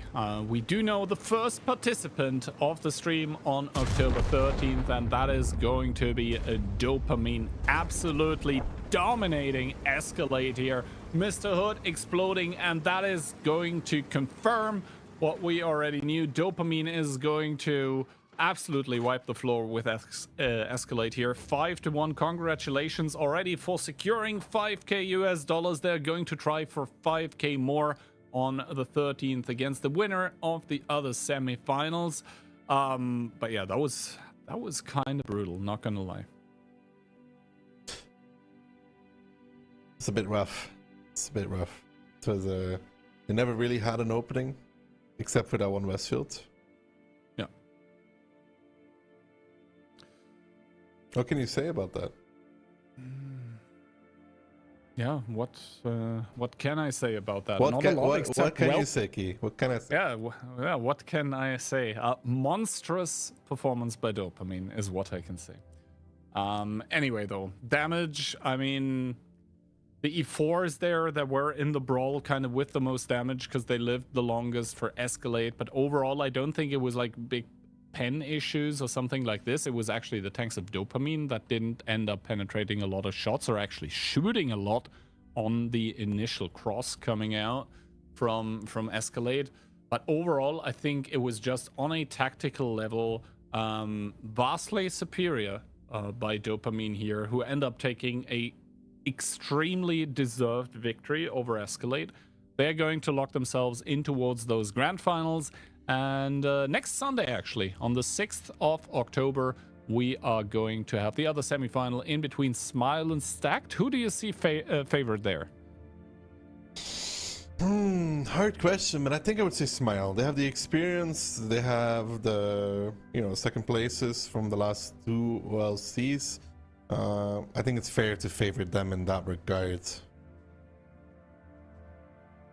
And that is also going to conclude after 7 streams and 3 weeks, the first phase of the OLS. It was quite a riot, but I think in the end, the result not the biggest of surprises. Conquest and Clueless are eliminated on the European server. They did provide us with quite some content, but unfortunately for them, it wasn't enough to keep them going in towards what is going to continue actually only 2 days from now. We are going to keep picking up the pace on Tuesday, then on Thursday. And the thing is also, if you've been watching a lot of OLS, you've been collecting a lot of OLS tokens. And yeah, on the Sundays and especially on the weekdays of the last week, we are going to ramp it up quite considerably when it comes to the token department. So don't miss out on all the future streams, because the rewards in the token store, pretty good. Yeah, pretty good. If you're poor, you can even sell the tank you get for credits. That's what I do nowadays. Anyways, because Kian doesn't want to give me anything anymore on my accounts. You know, poverty is hitting. But yeah, it was an interesting day, Key, nonetheless. But the action is really going to start kicking off now. Yeah, I've also spoken to some of the team captains from the OLS, so the European server, and they were like, all right, like, you know, best of fives, funny of all, you know, a lot of upsets, etc. But now best of 7 stage starts, and this is where we are, you know, going to actually ramp it up, because not only do the best offs change, also the points earned in the matches change, because obviously if you need to win more rounds to win against a most likely better opponent, because the worst ones have been eliminated, that means you should be getting more points compared to what you've already received. That's not gonna equalize whatever happened before. Those points are going to stay. We're going to be adding cumulatively. My goodness, English is not Englishing.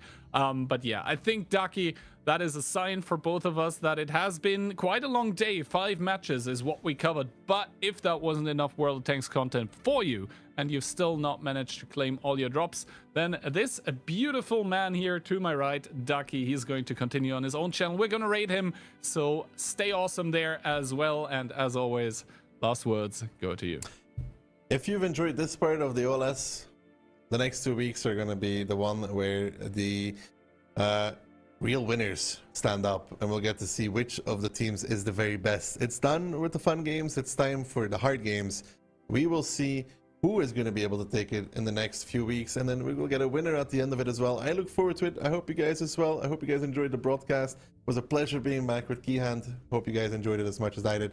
We will see you guys all next Tuesdays for more Onslaught.